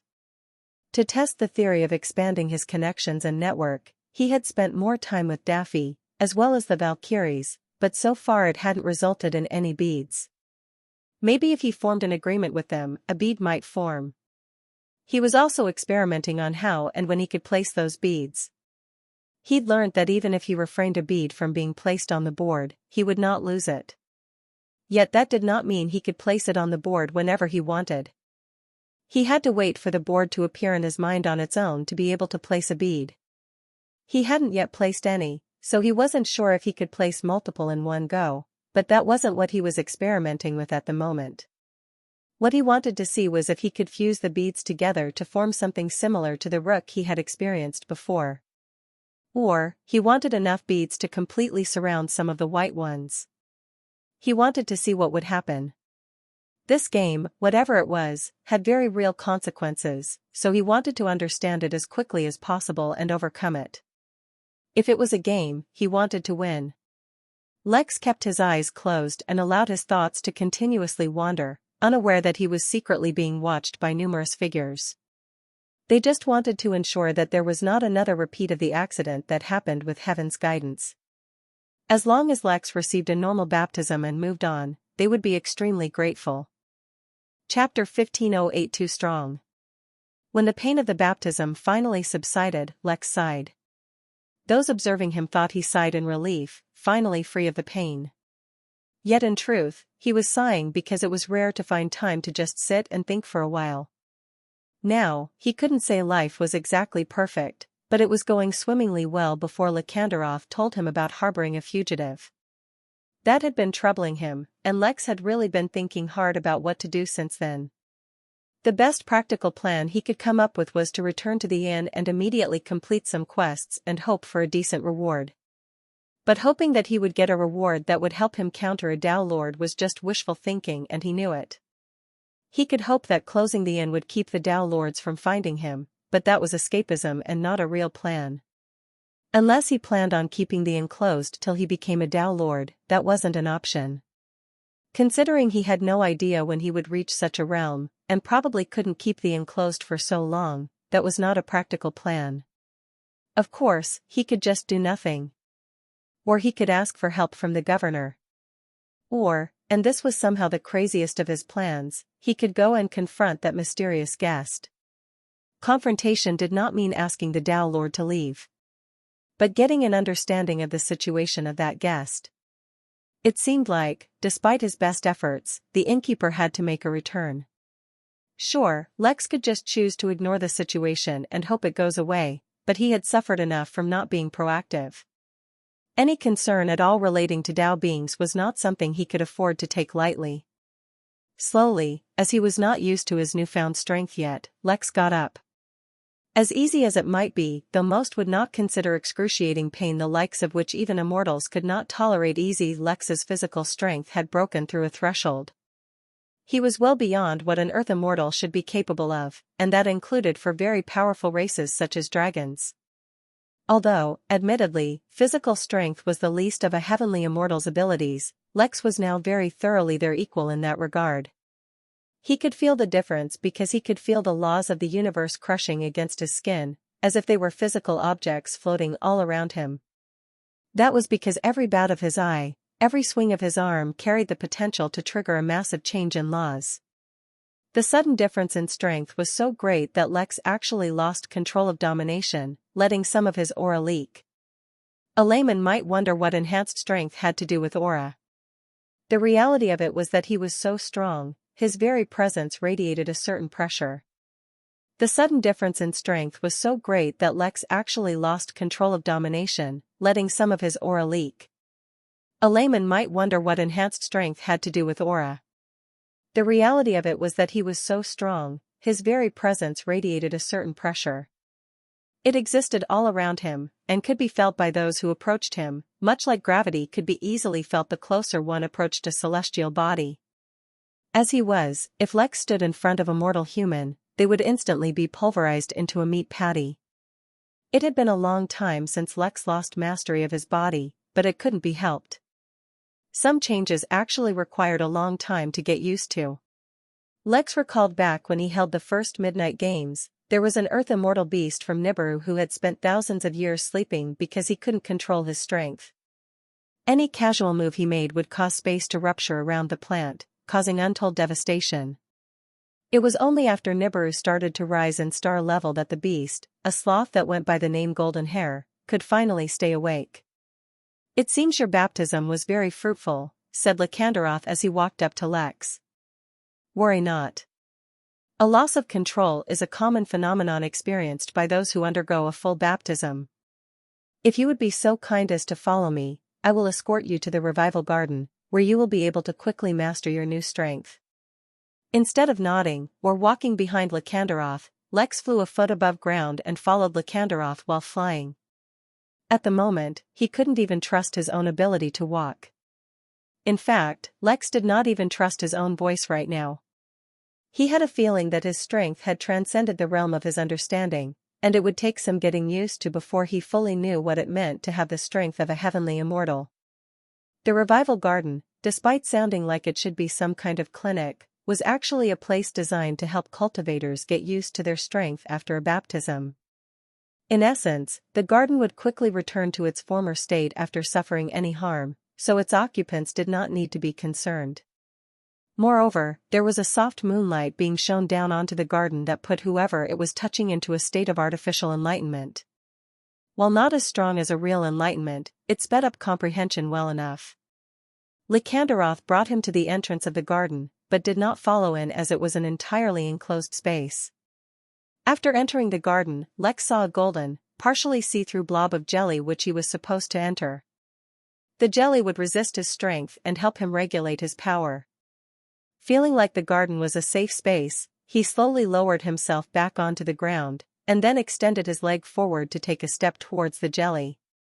During that process he must have flexed his muscles or something, because one moment he was fine, and the next the clothes on his body burst to shreds, as if they had suffered an explosion. Lex's jaw dropped in shock of what happened, yet merely that action caused a distortion in the laws of space, bending the room unnaturally. Lex froze still, entirely in the nude, mimicking a Greek statue as he tried to think of a solution. He quickly used an illusion technique to cover himself in some clothes, as he tried to understand what was happening. Heavenly immortals dealt with deeper, more powerful laws than he was exposed to right now, and so their entire being was designed to tolerate and influence them.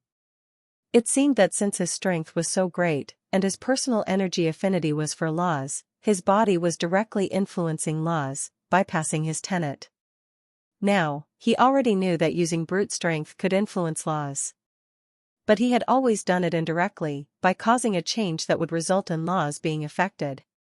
He had never directly bent the law of space as if it was a physical object he could touch. Lex's eyes narrowed in on the jelly, and he considered flying right into it, but then decided against it. This was also a form of practicing his strength, so he gulped in preparation to face the hurdle ahead. Just the mere act of gulping caused an earthquake, and the ground in the garden suddenly cracked. Lex was like an uncontrolled calamity, more fit to be an anime villain than anything else right now. "I don't have the time for this," he muttered as he entered his flow state, ignoring the fact that his voice smashed the garden into pieces like some kind of auditory bomb. Quickly, he entered the jelly and began to practice his newfound strength, hoping to quickly regain control. To his credit, his enhanced comprehension, when paired with the flow state and the artificial enlightenment of the moonlight, the process was sped up by a lot. Simultaneously, inside the Midnight Inn, there was a highly anticipated death match coming up, and even many of the inn's workers felt a trace of anticipation as they looked forward to it. On one side was a fiery mammoth, and on the other side was a noble of the Jotun Empire by the name of William. By now, many had realized that William looked a lot like a very famous inn worker, who seemed to be missing quite conveniently. A slew of new theories about how William, the heavenly immortal from the Jotun Empire, and Lex the inn worker, were actually one and the same. "Don't be ridiculous, that's absolutely absurd," said Z as he dismissed the rumor. "William cannot be Lex. William is a mere heavenly immortal." "You think a heavenly immortal can do what Lex can do?" "William is clearly Lex's long-lost son." Z naturally knew that Lex had no son, and the timelines didn't fit either since William had been around for hundreds of thousands of years. But since when did rumors care about logic? More importantly, Z had been feeling increasingly irritated towards Lex when he heard from Gerard that Lex had gone out on a date with an elf. Lex was supposed to be a forever alone kind of guy, at least in Z's mind. Now that even Lex had gone out on a date, his own abysmal dating life irritated him even more. So Z had no shame in propagating more rumors about his boss. If anything, redoubled his efforts. "I even heard that William is one of Lex's 100,000 clones he spread across the universe." Chapter 1509 Getting Hammered. "You shouldn't speak like that about Lex," said Ash, the former wedding planner who had planned Party's wedding, and had since become a high-level planner within the inn. "What if he really does have clones spread around the universe? Won't you be giving away his secret?" Under the firm belief Z had that Lex was secretly a Dao Lord, or at the very least a demi-Dao Lord, but was just hiding it for whatever reason, slowly, the other workers had begun to believe it too. Or, to be more accurate, they began to doubt that Lex was truly at the level he said he was, not that it mattered. The others didn't care so much because they had things of their own to do, but as Lex never let Z resign from his post as supervisor over all the gamers' dens which had been opened across the inn, he was still Z's boss. As such, Z spent more time interacting with him than anyone else, which is why he was most convinced that his theory was correct. "Ah, Ash, my dear, beloved older sister. You never have time to read anything other than proposals and reports. You should take some time to read some of the comics I send you," Z said, summoning some examples. One of them depicted a handsome, mysterious man, whose face was hidden, standing in front of the Midnight Manor. The title of the comic was, "The Midnight Inn and the Thousand Innkeepers." A quick glance through the novel revealed that the premise of this novel was that every worker within the inn was secretly a clone of the innkeeper, who ran the inn in literally every conceivable way. Then he pulled out another one. This time there was an easily identifiable Gerard, with one hand on the wheel of a golf cart, and the other holding a plasma shotgun right in the center, with countless zombie corpses in the background. The title, "The Butler's Shotgun Wedding, The Ceremony from Hell." Ash glanced through the novel, and learned that the premise was that the entire Midnight Inn was a front to fool the whole universe so that the young master of a secretly powerful clan can date his girlfriend, while posing as a butler. Z then proceeded to take out more comics, all of them based on the Midnight Inn, each with increasingly unbelievable and obscure storylines. There was even a comic about Ash being the reincarnation of a famous Bollywood actress, who happened to have the same in her previous life. How absurd. After all, Ash was just her nickname, for her true name was Aishwarya Rai. Okay, fine, I see your point. There are already countless rumors out there already, each one of them bizarre. Z nodded, though he left something unsaid. As bizarre as the rumors were, the truth was even crazier. For example, Gerard really was dating a princess from a hell, just as his comic suggested, but instead of hell being against their union, it was thoroughly supporting it. Z was receiving the inheritance of one of the first human kings, Charles Best, the Doctor, had some secret connection to the Golden Dragon King from the Origin Realm. John, the forgotten owner of the battle axe, had regained his cultivation and was on his way to becoming a secret badass. Harry was becoming stronger while reviving a forgotten form of cultivation called glamour sorcery. Roland was running a secret intelligence network across the entire Origin Realm, and two of Lex's sisters were on their way to becoming Dao Lords, or close enough, from what he understood. That only included the things Z knew of. How many other workers at the inn had secret powers and backgrounds that he wasn't aware of? There was that guy whose name Z didn't remember, whose very power was to be forgotten. Lord only knew what he was up to. There was Alfonso, who could summon food from his pocket, and would gain new powers randomly, completely unassociated with his cultivation level. Last Z remembered, he had the power to sniff out enlightenment, which did not make sense at all. Luther was doing something with Hellfire. Sandra, the inn worker who had rejected Z's one attempt to ask her out, was doing something with Tribulation Lightning, and there were just too many others doing their own things. No matter how absurd the rumors people came up with, the reality of it all was somehow always more bizarre. Which is why he had no guilty conscience about spreading rumors about Lex. Whatever the truth about him was, Z was sure it was somehow more absurd than whatever he could come up with. Z and Ash entered a restaurant, and from the corner of his eye Z saw a guest that he knew. Z waved to Wukong, who seemed to be sitting alone at a dinner table, looking lost. When Wukong didn't respond, feeling concerned, Z stepped towards him. "Hello, Mr. Wu. Are you well?" Z asked politely. "Is there something I can do for you?" Wukong turned to look at Z with hollow eyes, seeming like his soul had left his body. "I got dumped, Z. I got dumped. How am I going to show my face to the guys at the fishing well? They're all waiting for me to come back and tell them how it went. And don't even get me started on how excited everyone at the book club was." Z cleared his throat and waved to Ash, letting her know that he needed to attend to the guest. "May I take a seat?" Z asked, and pulled up a chair. Over the past few weeks, Z and the others had spent a lot of time with Mr. Wu, who had a boisterous personality.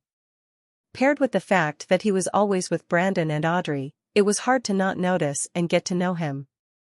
Moreover, Mr. Wu had a friendly personality, and quickly befriended all the inn workers he came across. Among the regular guests of the inn, he was one of the more well-known ones. Do you wish to talk about it?" Z asked. Listlessly, Wukong looked at Z. "She said I was too good-looking, and that I would become her obsession and block her cultivation path if she spent more time with me. And so she left me with the bill and departed. Z looked awkwardly at the monkey, unsure of how to console him. At a loss for what to do, Z did what he had been doing all his life. He resorted to the wisdom of anime. It seemed to overcome depression. What was needed was music that started out sad then slowly transitioned into something cheerful. He needed to share stories, and he needed to get absolutely hammered. I too liked a girl once, Z said awkwardly. She turned me down because she didn't think we were compatible. Then, another girl showed interest in me, and just as I was warming up to the idea of asking her out, she fell into a deep slumber. As it turns out, it's a kind of evolution or something. She'll wake up in a few billion years. That's tough, Wukong said, as he looked in a certain direction. Z didn't realize it, but that seemed to be the very direction Moon was sleeping. But life goes on, Z said with a shrug. When you don't know what to do, it's best to just gulp down highly nutritious, energy-dense cultivation elixirs that'll put you into a meditative state for a few hours. Is that what you think getting hammered means? Wukong asked, incredulously. Z didn't seem to notice that his comment about getting hammered had been in his thoughts, and that he hadn't said it out loud. Of course.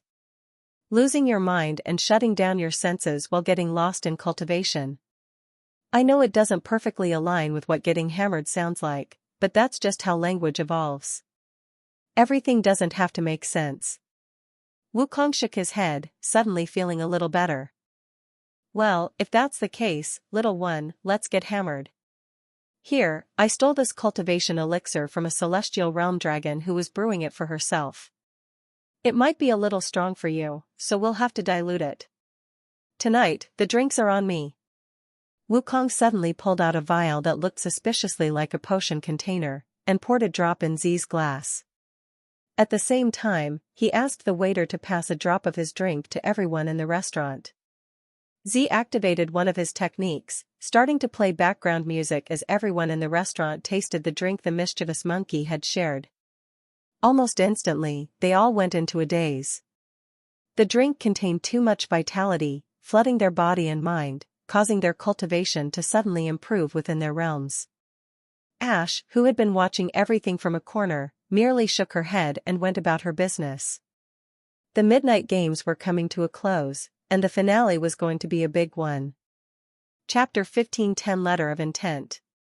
The day started out normal, yet a single decision seemed to change the fate of all the guests of the Midnight Inn. Z wanted to get hammered in an attempt to alleviate the guests' sorrow, and Wukong delivered in a spectacular fashion. Dazed from drinking the most potent of elixirs, the guests from a single restaurant began to sing and dance, reveling in whatever thought came to mind without a single hint of inhibition. More importantly, anyone and everyone who saw them immediately identified the state they were in. Such a state was the closest to an enlightenment without actually experiencing one, at least in terms of effects. After all, their strength would be raised and their cultivation strengthened without their realm actually being elevated. Curious as to what caused such a scene, many guests followed the trail and ended up at the same restaurant, and ended up taking a cup of the elixir Wukong was doling out without reservation. From 1 to 10, to 100 to 1,000, up until it was tens of millions of the inn's guests, they all drank the elixir that seemed to never end. Many of them managed to tolerate the drunk without becoming dazed, but most did not. So began the party that never ends. At least, that's what some of those who didn't get dazed called in. In truth, the party merely lasted 6 continuous days. That is how long it took most of those who drank the elixir to regain their mental clarity. Of course, hundreds of thousands stayed in such a state for days after that as well, but compared to the original tens of millions, it was a small number. Or maybe many of them ended up returning to wherever they came from since they weren't in the state of mind to pay the inn its due rent. Regardless, 6 days had gone by when Z groaned as he rubbed his eyes, trying to get used to his new eyesight. Naturally, it was better than before. Yet when he opened his eyes, the immense surge of information gave him a headache, much like a hangover. There, now your mental pain has become your physical pain, said Wukong, who was sitting nearby, his legs up on a table. In the distance, the wishing well could be seen, as well as a long line leading up to it. This was the favorite spot for Mr. Wu, as Z remembered. He even had a few friends who gathered here as well, and met over coffee and drinks. What happened? Z asked as he lifted himself off the floor.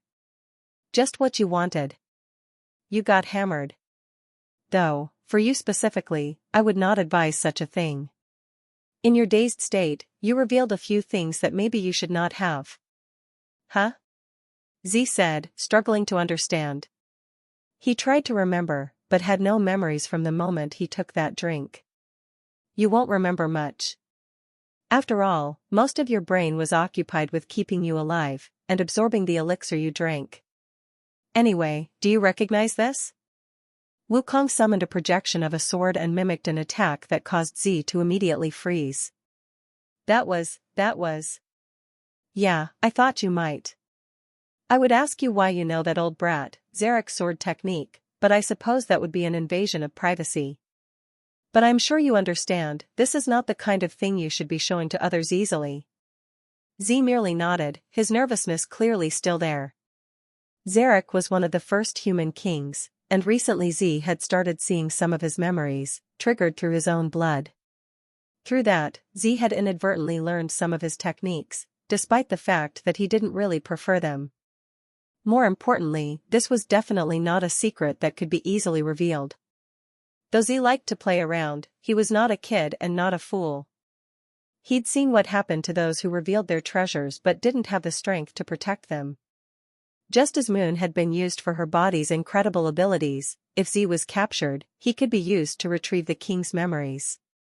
Of course, within the inn Z felt safe. Instead, the reason he was nervous was that he didn't want the secret being revealed. That would cause him problems whenever he left the inn, not to mention it might even affect him within the inn. He had a good relationship with Mr. Wu, but if he asked him for a favor that would be highly unprofessional. You do not need to worry too much, little Z. I have a very close connection to the human race, believe it or not. I won't reveal your secret. But knowing your secret puts me in a certain predicament I had been avoiding. If you are troubled as a result of my actions, I truly apologize, said Z, feeling guilty. Is there anything I can do to help you resolve your issue? Indeed there is, little one. Indeed there is. For various reasons, I have been avoiding the innkeeper, just as he has avoided me. But now, I can no longer ignore him. But to barge up to him would not be proper. I need you to deliver a letter of intent to the innkeeper to arrange a formal meeting. Such a thing is actually too hasty an act between those like us, but given the state of affairs, it must be so. Yet handling a letter of intent is not something easy. Even if I mask you from its aura, and the energy it carries, performing a task on behalf of a Tao being will forever alter your karma. Is that something you can accept? Z's eyes widened and he immediately tried to bolt up, yet Wukong's ability kept him from moving. None of that formality business. Just think about my proposal, and give me an answer in due time. You do not need to take up such responsibility. I can send it even without you. There is no need to hesitate. I will deliver the message to the innkeeper, Z said solemnly. There were many things he didn't know, including the fact that Wukong was a Tao Lord up until just a few moments ago. What he did know, however, was he trusted the innkeeper irrevocably, and so if there was any danger, the innkeeper would handle it for him. Plus, it was his duty to help the inn in any way that he could, and delivering the message of a Tao being was absolutely one of those.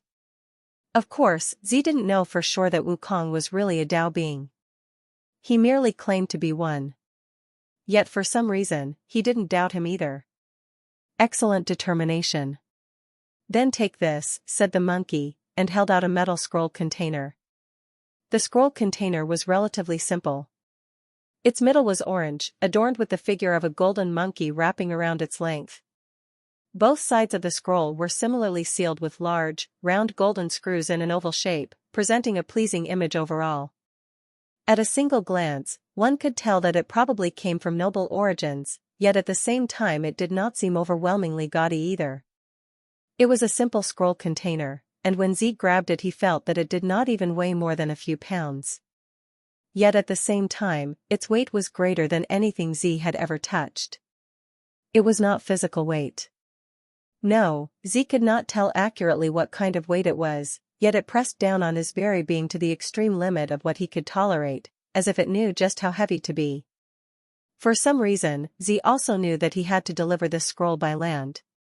He could not teleport to the innkeeper's office, and instead had to walk there on his own 2 feet, as if it would complete some kind of ceremony. Wukong did not speak once more, and instead looked away from Z wistfully. Indeed, he had been specifically avoiding the innkeeper. Or more specifically, he had been avoiding confronting the innkeeper with the truth of why he had come to the inn. He had hoped to maintain such a state for a few hundred years at the very least, but he just had to go and see something he shouldn't have seen. But now that the letter intent had been sent, the monkey couldn't help but wonder about the innkeeper. He had heard rumors, of course, but it could not compare with seeing the man in person if he indeed was a man. Meanwhile, one dragged step at a time, Z moved towards the innkeeper's office. At his current rate, it would take him days, perhaps even weeks to reach the office. Though, due to the different rate of the flow of time, a much shorter period would have gone by for Lex.